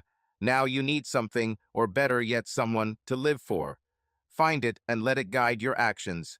Good luck, Jim. I shook his hand and we parted. He gave me a lot of food for thought. What was important to me? It was easy. Emma and Tommy. I would give anything and do anything to keep and protect them. My plan was already outlined and clear in my mind. Divorce? Definitely, but not immediately. I was going to wait until Emma and Tommy were older so I could explain to them what had happened and settle the financial situation. The thought of waiting until they came of age was unacceptable. It was too long. But 5 years, yes, I could have waited 5 years and then divorced Linda. At the age of 9 and 11, my children will already be able to understand. It would be difficult to pretend for so long that everything was fine. I'll have to pretend that I forgive Linda. Of course, not right away. That would hardly be plausible. But gradually, convincing her that the pain is gradually going away and we can return to the way it was before, forgetting about the horror that I was forced to endure. I would have to become a good actor, and gritting my teeth in anger, I swore to myself that I could do it. What about your financial situation? To start, I opened an online cryptocurrency account that was untraceable to my account, withdrew $5,000 from our account, and deposited it into the crypto account. The plan was quite simple. Over the next 5 years, I would withdraw small amounts of money frequently, but irregularly, and deposit it into a crypto account. At every opportunity for a gift, a trip, a purchase for the children, a vacation, I will quote Linda a slightly overpriced price and put the difference into my account until the joint account is reduced to a minimum suitable only for paying bills and the mortgage. What about the house? Of course, I had a plan for this too. Give it time. The idea that Linda might never regret her night with the bastard was a new and depressing thought.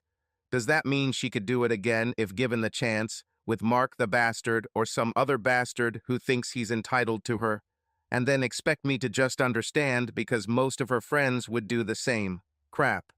The only way to have a happy, committed marriage is to marry someone no one else will ever want. Linda wanted to talk Sunday night after the kids went to bed. Dee called. A week later, it was St. Patrick's Day, and the group were gathering at Brannigan for drinks and dancing. It was a work and school day, so they didn't plan to stay late, and everyone hoped we would come. It will do you good, Jim, to go out with our friends. I think you spend too much time alone, and our friends are worried about you. This is cute. They didn't care about me when they covered for my wife while she cheated on me. It's not fair, Jim. They really care about you, and you know how much you enjoyed being with them. They want me to show up so they can pretend everything is fine, so they don't have to feel guilty for helping cheat on you. To hell with them. I will not go. Okay, I understand why you think it's too early for this, but we cannot let this make us reclusive. We need to go out, and they are our friends. Then go. They are your friends now, not mine. I'll even look after the kids so you don't have to look for a babysitter. No. Her answer was immediate and categorical. My place is where you are, unless you say otherwise. I think we should go, but if you don't go, then I won't go. I'll call Dee tomorrow and tell her. The only thing I want in life now is to do whatever it takes to get you through this, so we can move forward together. You won't get rid of me, my friend. Her lips curved into a smile, but her eyes were more serious than ever. I still couldn't resist. Yes, until... Her smile disappeared. Doesn't matter. We have already discussed this. There is no need to repeat it. Linda looked at me seriously, but with kindness. What can I do, Jim? Please tell me. I really mean it. I know what you mean. I also know that you can't cancel sex with the bastard. I took a deep breath. I saw LW on Thursday evening. About, where did you meet him? How's the old grump doing? She smiled as she said this. She always had a soft spot for him. I went to his office, on legal issues. Linda turned white as a ghost. No, she whispered. Suddenly, she began to sob uncontrollably. She threw herself at me, burying her face in my shirt. She was shaking all over. I had never seen her in such a state and did not even imagine that she could be like this. I never wanted this. Never this. I wasn't looking for this, never. Neither him nor anyone else. You know that I wasn't looking. You saw everything. I would never do this. I love you so much, Jim, and I want you. Only you. Jim, please believe me. Please tell me I didn't ruin everything. I'll die if that's the case, Jim, honestly. You are strong, Jim. Please tell me we can fix this. Please give me some hope. Please, dear Jim, tell me that you love me. I sighed. I couldn't see her face, but I felt her trembling. My eyes filled with tears as I grieved for what we once had. However, I couldn't leave her request unanswered, so I put my plan into action and lied. I love you, Linda. But all her tears, and I knew there were many more to come, would never wash away what she did that night. It will always be a part of us. A few days later, Dee called me at work, or tried to.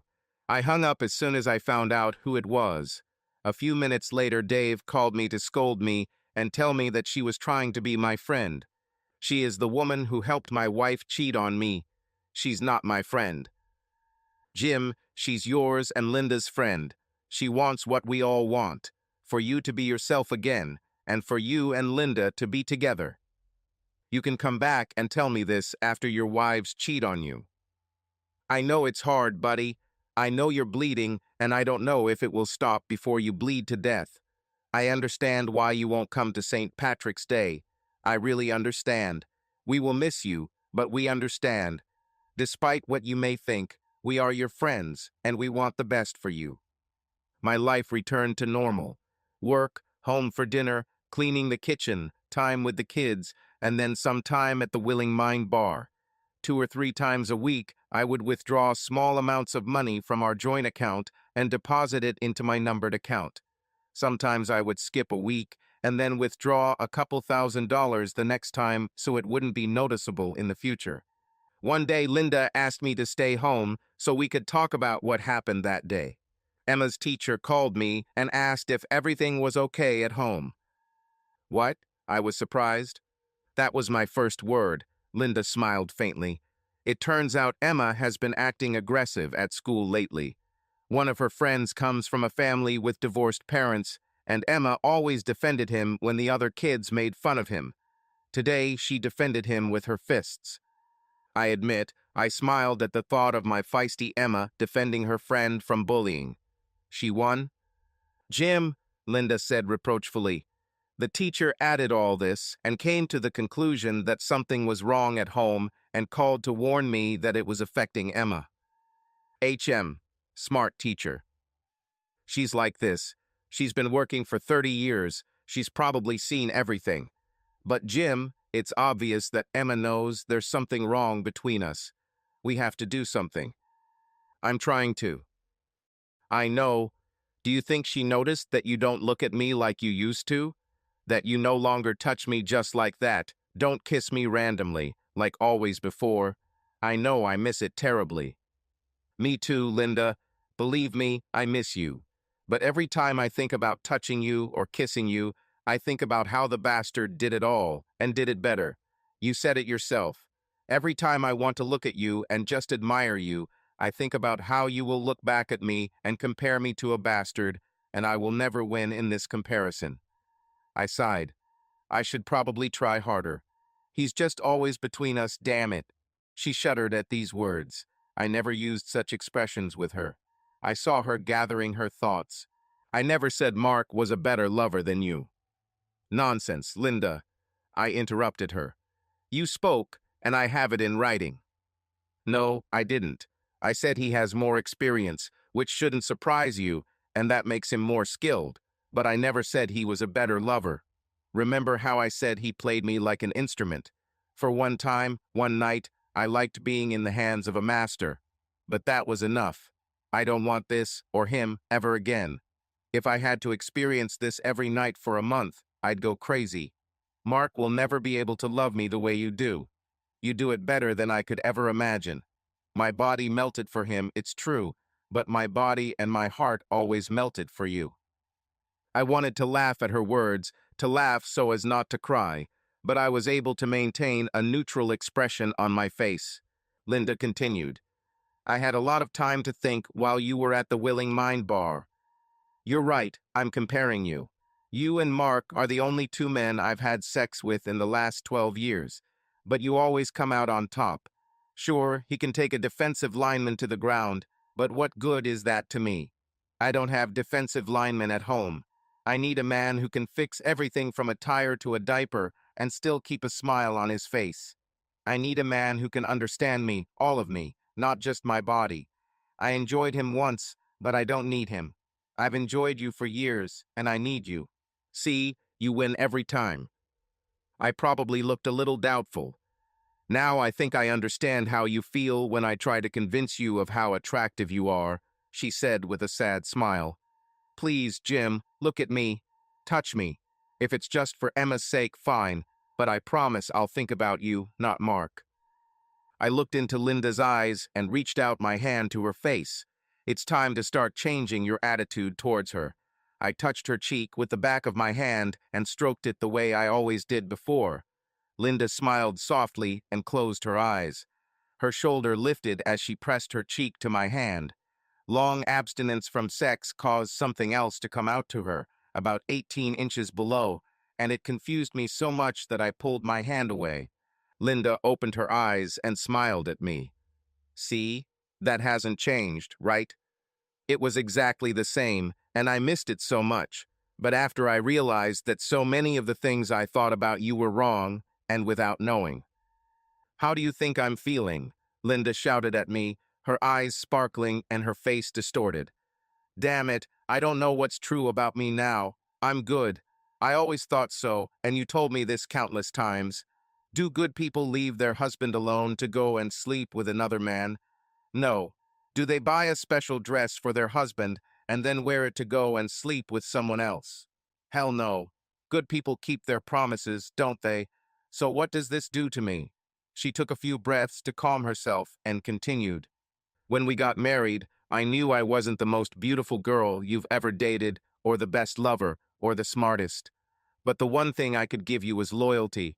If I couldn't give you anything else, at least this. I would go to my grave being a faithful wife. But now it's gone, and gone forever. I will never be able to say these words again. No matter how much I disappoint you, at least I have been a faithful wife. Never again. And the worst thing is, it's my own fault. Do you think this is easy to deal with? She shouted before bursting into tears again. Was she starting to suffer a little? Should I have taken pity on her and consoled her? This was only a small part of what I experienced, and her road to redemption will be long. However, I did my part like a good actor should. I hugged her. Sorry, Linda, I never thought about it from your side. I don't know why I didn't do it. I thought for a moment. So what should we do about it? I muttered. There's one thing I still know. I love you, Jim, with all my heart and soul, today as deeply and sincerely as I have ever been. Now she has calmed down. Her voice sounded tired, as if this last statement had exhausted the last of her strength. Her eyes closed, and she weakened in my arms. I looked at my soon-to-be ex-wife, who had almost fallen asleep in my arms. The thought that another man knew the body I held as intimately as I did and satisfied it better was more and more repulsive to me. Why did the thought of her enjoying sex with a better partner bother me so much? Besides treason, which in itself is extremely serious, the main part was cruelty. She didn't do it out of cruelty, but it was cruel. I've never felt so alone, and there was also a promise. She promised me a special night, and then she took it from me and gave it to the bastard. She promised she would never cheat on me, and then she did. She was nothing more than a dirty, easy girl, but for Emma and Tommy's sake, I needed to be nice to their mother again, or at least pretend for a few years. Time, no matter what, always passes quickly, and 2 years have already passed. Linda was sleeping now. I looked at her face. It was exhausted and exhausted from worry, even in sleep. To love and cherish, from this day forward, in sickness and in health. She broke her promises, broke them in a way that hurt me more than I could ever imagine, and my plan moved forward. I often made unnecessary expenses, buying expensive gifts for Linda and our beloved children. One day, I surprised her by saying, "What do you think, dear? Should we change the furniture? It's already old." Of course, Jim, it's a good idea, especially in the living room. I've been wanting to update it for a long time. But won't we spend too much?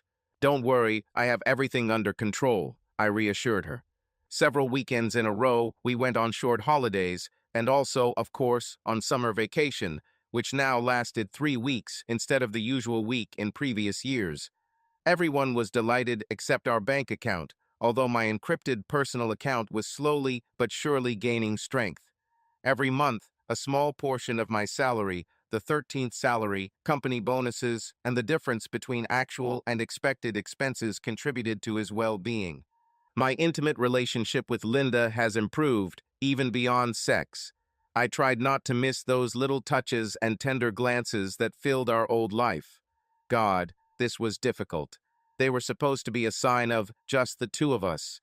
But now it wasn't just the two of us. There was another man, and I hated him and everything about him. I was a good enough actor to fool our children, but not Linda. She brought it up one Sunday evening as we shared our post-cost school glass of wine. Thank you for what you do, Jim. I know you're doing this for Emma and Tommy, and I think it works, but it's also good for me. I noticed. She came to life like a watered flower. I appreciate it even more because I see how difficult it is for you. How can I help you? Can you still feel it in me? Or are you afraid of comparison? Both, I think. It was true. I thought so. She smiled slightly. I think over time the first problem will resolve itself. As we create new memories together, they will eclipse our memories of him, just as our memories together eclipsed those we loved before we were married. We never completely forget them, but they are not present unless we specifically look for them. It will be the same with him, but it will take time. Understand? I rebelled inside. How could she think that what she did to me could be forgotten or eclipsed? Linda hung her head for a moment and then continued. Well, anyway, I can see what you're thinking if I'm comparing you. Like I said the other day, yes, I compare you and you always win. You were never a sex god, but you were always attentive to me, eager to know what I liked, and did it out of love. I was more than happy with this. I was deeply happy. Mark might be a sex god, but that's the closest I'll ever get. Nothing I've done with him makes me any less content or happy with you. You still win every time. I choose you over Mark. I love you, not Mark. I will repeat this as many times as necessary. Couldn't that calm you down? I shrugged. You can tell that now because Mark was only an option that night. If he or someone like him appears again, how can I be sure that you won't choose him again like you did that night? I don't know. Her face was sad, and that's exactly the problem. Life went on, and besides, I started playing tennis again. It kept my body and mind occupied, and Linda was glad I had a hobby. It was while I was playing tennis that I had to interrupt my game because of a call on my mobile phone. It was Linda, crying inconsolably, "Jim, my mother. She died." Of course, I quickly got dressed, without even taking a shower, and ran home. I took Linda into my arms and tried to console her. Fortunately, the children were outside. My mother-in-law's death was sudden and without any warning and took everyone by surprise. The funeral was a simple but touching ceremony. My father-in-law and mother-in-law were a nice couple, everyone liked me, and I sincerely regretted what happened. However, for some unknown reason, perhaps thinking that Linda's behavior betrayed not only me and our children, but also her parents, I could not contain my anger and, while I was next to my wife, whispered to her. Well, at least she was lucky. She never found out that her daughter was easily accessible, and your father. Who knows, he might even find out. Linda took a step back, looked at me in surprise. Her mouth opened, but no words came out. Then she began to cry uncontrollably. All her relatives ran up to console her, clearly thinking that she was crying because of her mother's death. We didn't exchange a word for the rest of the funeral, and then at home she attacked me. How could you do this to me? At my mom's funeral? You have no mercy. Did you feel sorry for me when you committed your treason in front of our friends? At first I snapped, and then changed my tone. It was just a small outburst of anger, but still too early for anything else. Yes, it's true, I'm very sorry, I lost my mind. But at that moment, everything came back to me and...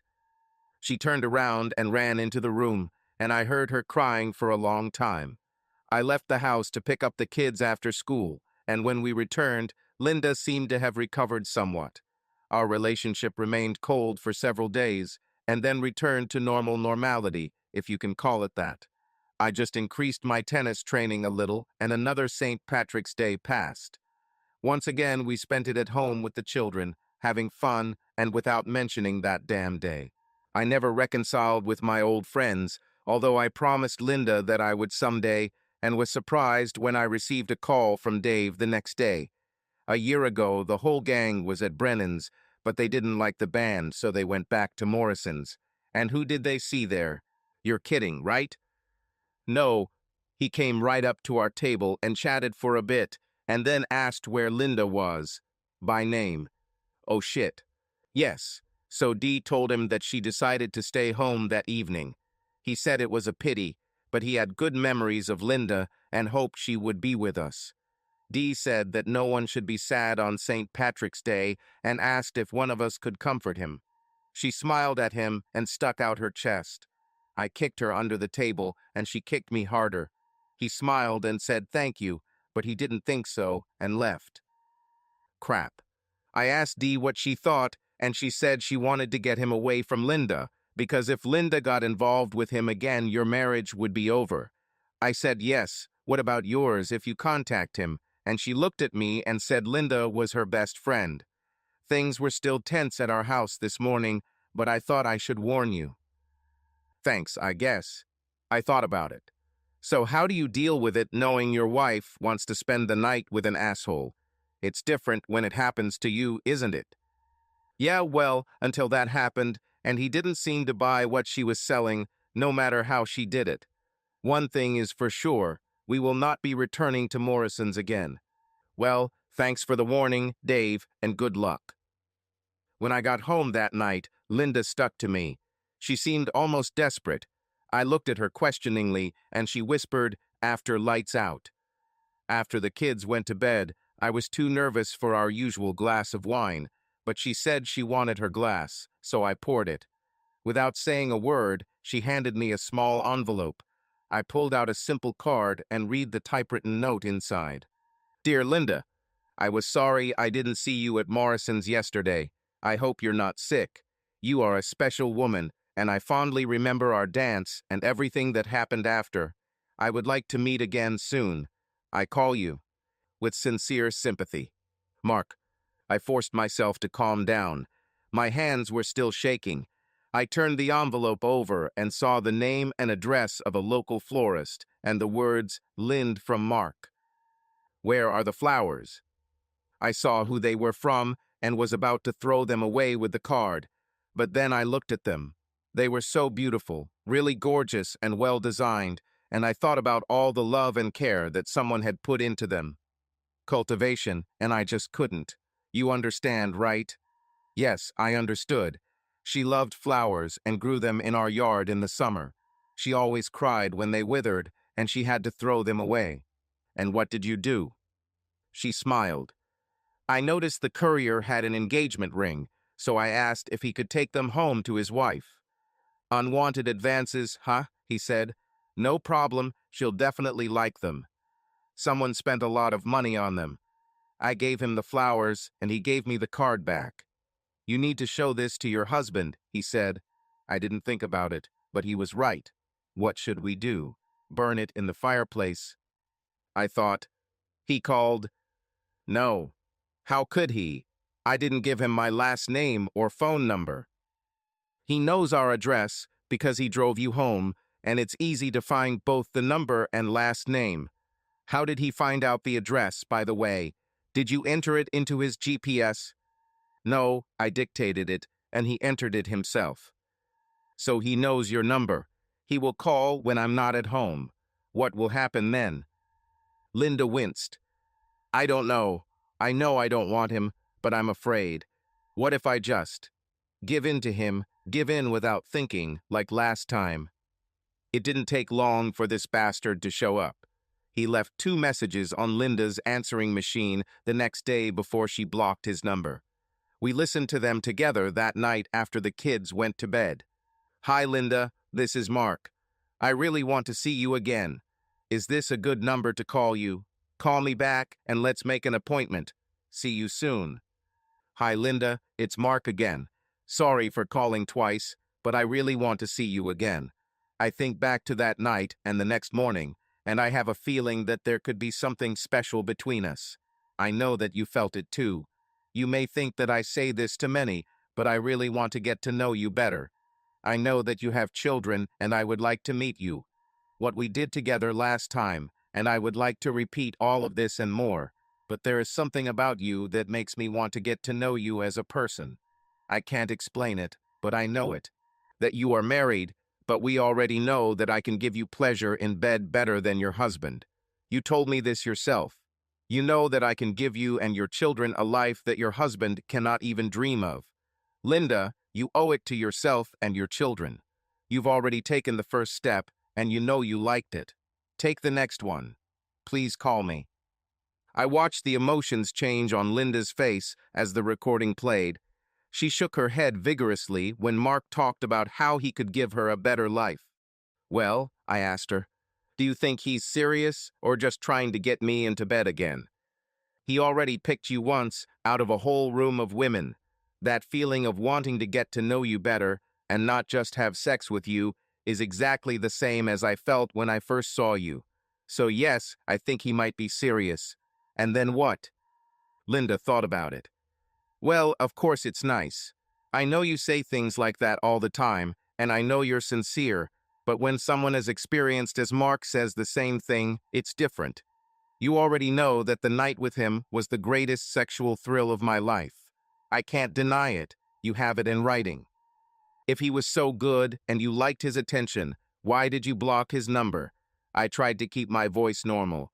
She answered without hesitation. She was clearly thinking about it. "This is the price.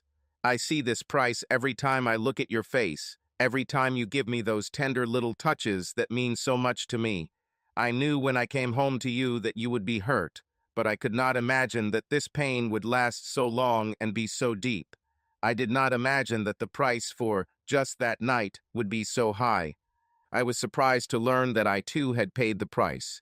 There were things I valued about myself, like being a faithful wife, that are no longer true and never will be. I never thought I'd trade these things for a few thrills, but I did. Driving a Maserati, you get the idea. It was exciting, I can't deny, but the price was higher than I ever imagined and much higher than it was worth. Then there's Emma and Tommy. You were right when you said that I never thought about them and the price they would pay for what I did, but they do too. It occurred to me today that Emma fought harder to protect her friend from bullying than I fought to preserve what I considered the best part of myself. I was weak. I had no character. Now this must change. I certainly don't want to consciously sacrifice what's left of my self-respect for what Mark Lavalier considers a better life. The next day, Mark tried to contact again. An even more expensive bouquet went home by courier, and the note was even more condescending. He said he was sure I made her block his number because he knew I couldn't compete with him. He said that if Linda could honestly tell him that she didn't want what he had to offer her without me interfering, she should call him on this number and tell him so, and he wouldn't bother her anymore. Linda played the recording of her phone conversation with him for me when I got home that night. She didn't scream or get upset. She told him that yes, she enjoyed what they did together. If she tried to deny it, he wouldn't believe her. But she is not interested in further communication with him under any circumstances and would not exchange a single day with her husband for a lifetime with him. He tried to tell her that she wasn't serious. "I meant exactly what I said," she replied firmly. "You have nothing that interests me. I never want to see you, hear from you, or receive anything from you ever again. Now I hope you will keep your word and not bother me again." There was a pause. "Okay, baby, your loss." Linda sighed when the recording ended, and after a few seconds I interrupted her thoughts. "Wouldn't you like to drive your precious Maserati again? What a nice little wife I have." She looked at me strangely and with suspicion that I was mocking her, but I immediately dispelled her doubts with a passionate kiss. Apparently, I did the right thing because she smiled sweetly at me after that, and we had some pretty intense sex that night. 4 years after that fateful day, it was time to put the second part of my plan into action, becoming unemployed. Of course, I couldn't quit my job. I wasn't that stupid. The judge would quickly realize that this was my move to avoid paying alimony to my wife, so I went to talk to the owner of the IT company I worked for. My professional level was high, and I was loved by both colleagues and management. Plus, on my side was the fact that his brother had gone through a nasty divorce due to his wife cheating on him, and he hated those types of women the most. I asked for an interview and was accepted immediately. After I told him the whole situation in detail, he was sincerely sorry for me, but the solution was quite simple. Taking advantage of the temporary crisis in the sector, a reorganization and a slight reduction in personnel were soon to take place. His idea was to fire only those close to retirement age and give everyone a bonus so they could live out their retirement in peace. Among those fired, he would calmly include me, without having to explain it to anyone, and of course, I would not complain. Not to mention that after a year I could still return to work, of course, unofficially, which would bring obvious benefits to both me and the company. Of course, it wasn't entirely legal, but it would have been virtually impossible to detect since I could have been working from home rather than in an office, and only he and I would have known about our working relationship. Even if we were discovered, it would only be a significant administrative penalty, nothing particularly serious. I presented a slightly different version to Linda. After another delicious dinner, and when the children retired to their rooms to watch TV, I said to her, "I thought of something, honey." "Tell me everything," she answered expectantly. "The kids are growing up now, and before they get too big and move away from us, you know how it is, I thought I would like to spend more time with them and, of course, with you too." "Maybe," she said a little surprised, "but how can we do this? Do you have any ideas?" "Actually, yes," I continued, pretending it was just an idea. "I could ask the office for a year off without pay, kind of like a sabbatical year. What do you think?" "But that would be great, but can we do it with the money, and will they give it to you?" "I really don't see any difficulties in this. It won't cost the company anything, and it has happened to other employees, such as women after pregnancy. And don't worry about the money, our account is still good enough to support us for a year, even without a salary." "Well, if that's the case," Linda said with some doubt, "don't worry, I'll talk to the boss tomorrow and see what happens." "Okay, overall, if it's possible, that would be great. More time for us and our kids." "That's right. I will try to convince the boss not to create problems. After all, he owes me for my brilliant work." Of course, everything had already been decided, and from tomorrow I would become unemployed, without the possibility of providing alimony in the event of a divorce. I immediately began devoting all my time to the children. I took them to and from school, helped with homework, often played with them. We laughed and had a great time, went to the movies together, signed up for the pool first, and then asked if they wanted to sign up for tennis courses. They were delighted to accompany me to the club, and when Linda asked if they had a good time there, they answered without hesitation, "It's great. There are a lot of classmates there and very good teachers and instructors." Besides Dad, I became their best friend. They felt my love and reciprocated my love. Linda did not seem to notice that she was gradually becoming more and more excluded from our contact and our closeness and intimacy, or at least did not show it. Perhaps she didn't ask too many questions, glad that everything was back to normal, with smiles, caresses, intimacy, and carelessness, as if all the horrors that had marred our marriage had been erased in one fell swoop. About 3 months into my sabbatical year, after a sex session that was unforeseen for Linda, but carefully planned by me, while we were casually relaxing, I said to her, "You know, honey, yesterday at the tennis club, I spoke with a real estate agent who gave me a great idea on how to get a lot of money for next to nothing." "Nobody gives money for free," she answered with a smile. "Of course, I know that too, but there is a way that will allow us to get a decent amount of money, which will be very useful until I return to work." "It's not something illegal, right?" "Absolutely not. What are you saying? Don't you know me yet? I would never do anything illegal or immoral, unlike some." The hint of her immorality escaped me before I realized it, and I immediately regretted it, but fortunately, she apparently did not notice because she did not show it. "What is it about?" "The real estate agent told me that you can sell the house without selling it." "Sell a house?" Now she raised her voice a little, surprised. "What do you mean, selling it but not selling it?" "That's how it is. There is a formula that will allow us to stay in our home while making a lot of money. It's called bare ownership and involves selling the title to a house with the understanding that the owner will only take full ownership when we no longer live there. Of course, the house will be sold at a price below its real value, but as long as we live here, it will remain ours. How do you like it?" He also said that if we decided to do this, he would handle all the paperwork and was confident that he would find a good buyer right away. Linda looked a little hesitant, but didn't want to ruin my ideas. Apparently, she still had a lot to atone for, and she knew it very well. But I don't know, I don't really understand this. Isn't there a risk that we will be evicted later? Absolutely not. It will be written down. As long as we live in this house, it will remain ours in every way. I didn't try too hard to convince her completely, and there was actually a real estate agent at the tennis club who I approached. He had a very good agency, and within a month he found a couple interested in buying using this formula. Our signing of the 4 parties in front of the notary was a mere formality. Part of the agreed amount, of course, not too large in order to avoid possible checks, was transferred to my encrypted account, and the rest gradually went towards ordinary expenses, dinners, electronic devices, rather expensive vacations, etc.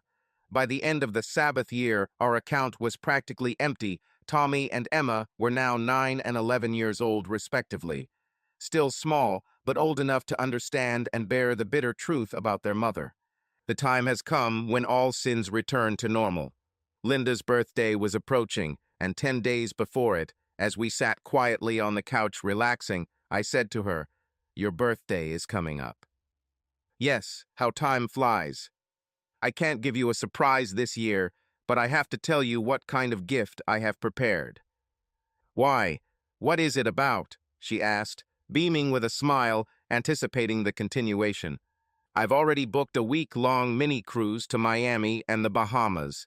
You better start packing your bags because we're leaving in 3 days. No, she exclaimed, standing up to hug and kiss me. But can we afford it? Of course, I've already thought about everything. Emma and Tommy will be taking part in a week-long tennis camp at Federal Center, and they will have a blast while we enjoy our holiday. Incredible, I have no words. Since childhood, I have always dreamed of going on a cruise, and now it is becoming a reality. What a wonderful gift you gave me, dear. Thank you very much. She kissed me on the lips. When we parted, I continued, "And that's not all, dear. I thought that after such a long time, the time had come for me to reconcile with your friends, or rather with our friends, and for the evening of our return, I had already organized a dinner and dance. Will you handle notifying them?" And before she could recover from her surprise, I added, "Of course we won't go to Morrison's." A fleeting shadow of sadness appeared on Linda's face, immediately replaced by an expression of joy, both for my benefit and for hers, and ignoring what I had said, she thanked me. "You are wonderful, dear. I so hoped that sooner or later you would come to this. You have no idea how happy I am. I'll start calling right away." It was a wonderful cruise. On the beach during the day, and in the evenings there were dinners and entertainment on the ship, and when we had the energy, sometimes sessions of satisfying sex. The week flew by in a flash, and when we returned to shore, dinner was waiting for us with our old friends. The place I chose also had a few rooms on the second floor, mostly used by hot couples for a night of love after dancing, and I booked one room not for the night, but to freshen up after the trip and change into suitable clothes for the evening. Linda went first to shower and then change clothes, while it was my turn to stand under the running water. When I got out of the shower and returned to the room, I saw her. She was wearing a beautiful red dress. It was one of my favorite dresses and flattered her figure almost as much as the blue one. With a radiant smile on her face, she seemed beautiful to me again, but not as much as before. A few small wrinkles that love could have made invisible began to visibly erase her youth, and the slightly sparkling eyes that would have excited me before now left me indifferent. In any case, I could not do without compliments. "You are beautiful, dear, a real charm." "I can't kiss you so as not to ruin my makeup, but consider it already done," she replied. "I'll make it up to you at night after the dance," she continued, winking at me and blushing slightly. I changed my clothes too, and we went into the hall, holding hands. After some time, punctually at the agreed time, Dave, Phil, and Jane arrived almost simultaneously, and then 2 more pairs of friends. There were only 10 of us.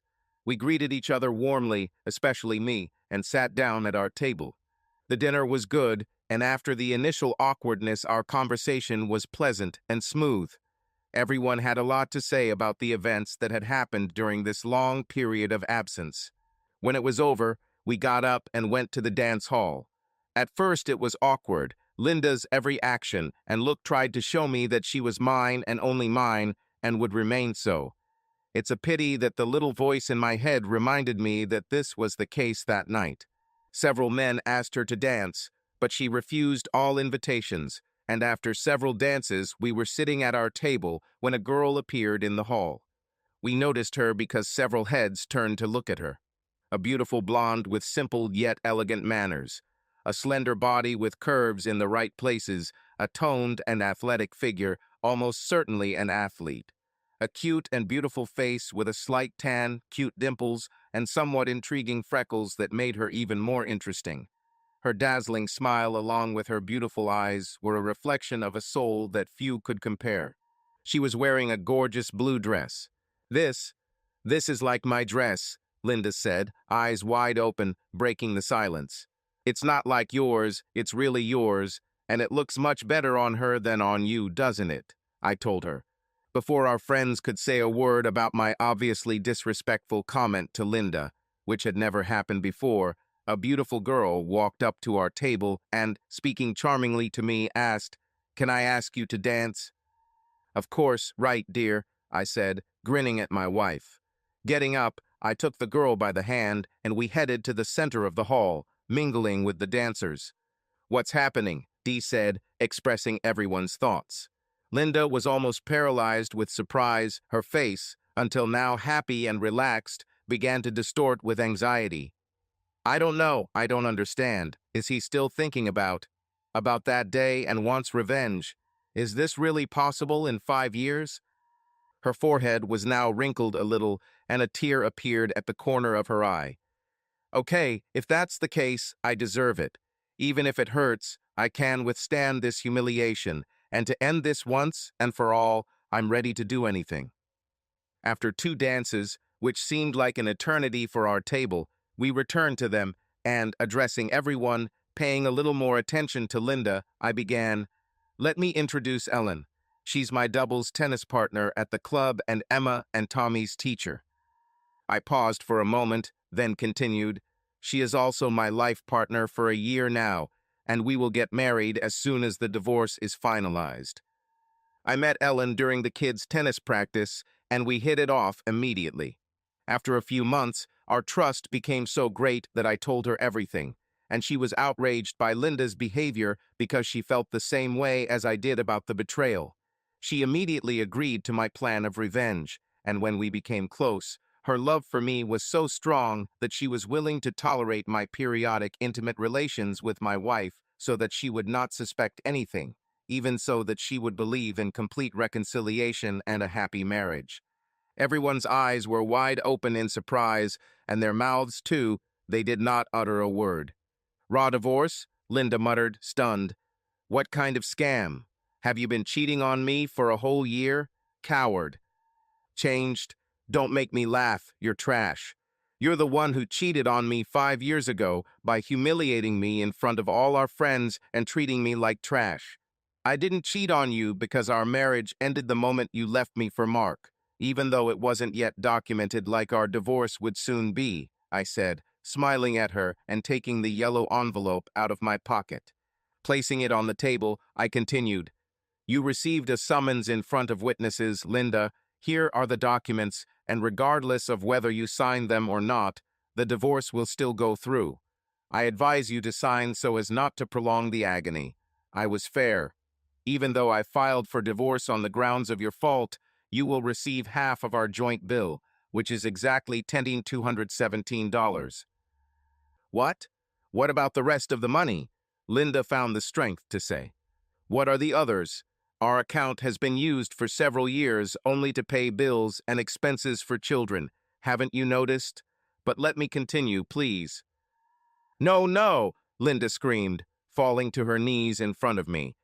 "Please, I don't want a divorce. Don't leave me, please.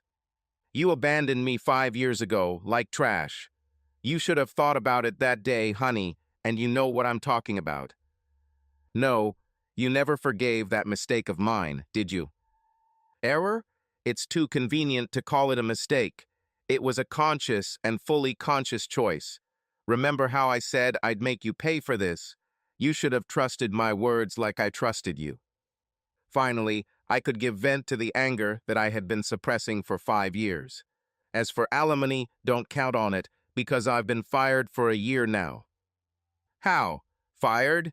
You said you were taking a sabbatical year. I said that so you wouldn't worry, honey, I chuckled. I'm actually unemployed. As for the house, it has been occupied by new owners since yesterday. All our things are in the basement, and we have a week to get them out of there. In the envelope, you will find the address and keys to the basement. New owners? Linda was stunned and shocked. Of course, remember we sold it? But it was supposed to be ours.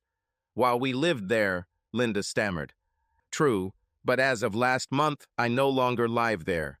I am registered in Ellen's house, and the contract says that the house will be ours as long as we both live there. So the house is no longer ours. Linda was desperate. No home, very little money, no job, and no child support. How can she live now? Please, Jim, what should I do? You never forgave me, did you? No, I never forgave you, and it's not my problem how you will live after me. Maybe turn to your beloved Mark, because you had sex with him with pleasure. Treason? Yes, but not only that. Perhaps I could forgive it, but the way you humiliated me made my love for you disappear in an instant. How can I love a person who treats me like a doormat, humiliates me in front of my friends, doesn't consider my feelings and trauma, doesn't care about what might happen to the children because of your actions, doesn't think about everything and everyone for the sake of to feel chosen by the famous Mr. Lavalier? You can't seriously think that anyone would tolerate this, and if you do, I'm not crazy. Maybe you. I continued without stopping. He took you home in a limousine so that all the neighbors could see that my wife was with him. And you didn't say a word against it, you kissed him in public. You enjoyed the fact that everyone knew you slept with Big Mark, didn't you? And humiliated me in front of everyone like a cuckold. No, that's not true. I didn't want to hurt you. He was the one who wanted to give me a ride. I wasn't thinking about the neighbors or being seen. Linda said all this in one breath, albeit with a trembling voice. Shut up, bitch. I might as well put up a sign with big letters. I never thought such a despicable creature could exist, but I can finally get rid of it. Linda sobbed inconsolably, and everyone around was shocked and surprised by the cruelty of my words. But I wasn't done yet and said, by the way, I have something for you too, Dee, pulling out another envelope. Remember your friend Jenny's bachelorette party? Dee immediately turned pale, and I continued, grinning. Remember how you had sex with that dancer? If you don't remember, here are some good photos to refresh your memory. Of course, I had to spend a little money on a private detective to follow you when you went out without your husband, but it was worth it, don't you think? Dave grabbed the envelope hastily, and before looking inside, he stood up and hit Dee hard in the face, causing her head to turn to the side. Then he opened the envelope and, with a quick glance, stood up and left for the exit. Dee was now sobbing in despair, realizing that her marriage was also over. My divorce went pretty quickly. The second-rate lawyer, obtained from one of the low-quality feminist organizations that Linda approached, could do little to oppose my plan, and even the judge's hands were tied, although it seemed to me that he showed little sympathy for the cheater. He couldn't find money where there was none. The contract for the sale of the house was completely legal. I never withdrew suspicious amounts of money from the account. We were both unemployed, and child support was excluded. As for the children, without a home, and with a letter in which Linda admitted to cheating and publicly humiliating her husband, Linda lost the case, and they were given to me so that I could place them in my partner's house. 3 months later, the divorce was finalized. Linda suffered a severe nervous breakdown and spent 2 months in the hospital. I decided not to say anything to the children. It was better for them not to know. Her periodic visits with the children, which the judge allowed, turned out to be a complete failure. Emma and Tommy always refused to go out with her, screaming, crying, and trying to kick her, and they always ended up locking themselves in their room, refusing to come out while Linda was home. The anger her children felt towards her and the distance between them was a hateful gap that caused Linda real physical pain. On a couple of occasions, she was accompanied by a social worker who only observed routine scenes that could eventually be confirmed in front of a judge. After several months of unsuccessful attempts, Linda finally gave up and never came to the house or tried to go out with them. About 2 years passed before Emma and Tommy practically forgot about Linda completely. Now Ellen became their mother, who loved them like her own children, and they understood this and reciprocated her. Linda never fully recovered. I learned that she had been taken in by Jane and Phil for some time because her father, an old-school man with strict moral principles, had disowned her after receiving a letter from me explaining the reasons for the divorce and a letter from Linda. Her dear friend Dee had her own problems, and Dave eventually divorced her. For a time, Linda worked as a waitress on the outskirts of town, but her nervous breakdown made her short-tempered and unpleasant, unable to deal well with customers, and she was fired. In order to survive, I learned that she was forced to become the street girl she showed herself to be. I don't know how long she can continue because the old, easily accessible girls are not very successful. Was I too cruel? I would say no. I was a good person before, but she treated me like a piece of crap, trampled my feelings worse than a doormat, humiliated me cruelly, and considered me worthless. I had every right to do the same. And in any case, I have always believed that those who do evil must pay for it, and that traitors, vile and disgusting people who take advantage of the kindness and weakness of others are bastards who create irreversible damage without thinking about all the harm caused, regardless of the sadness, pain, anger, humiliation, frustration, fear, and trauma inflicted on the betrayed person. Such people cannot be forgiven and are a harm to the entire society. Revenge on my bitch ex-wife was a dish that had to be put on hold, but then again, don't they say that revenge is a dish best served cold? Fortunately, I believe that not all women are like this, and I am confident that my wonderful new partner, who put up with me while remaining intimate with my wife for so long, is one of the good ones. A happy life awaits us together. Does February suck? Maybe not so much after all this.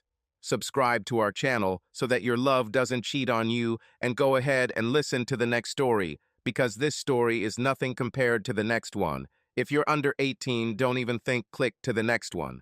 Click to the next one. Click to the next one. Click to the next one. Click to the next one. Click to the next one.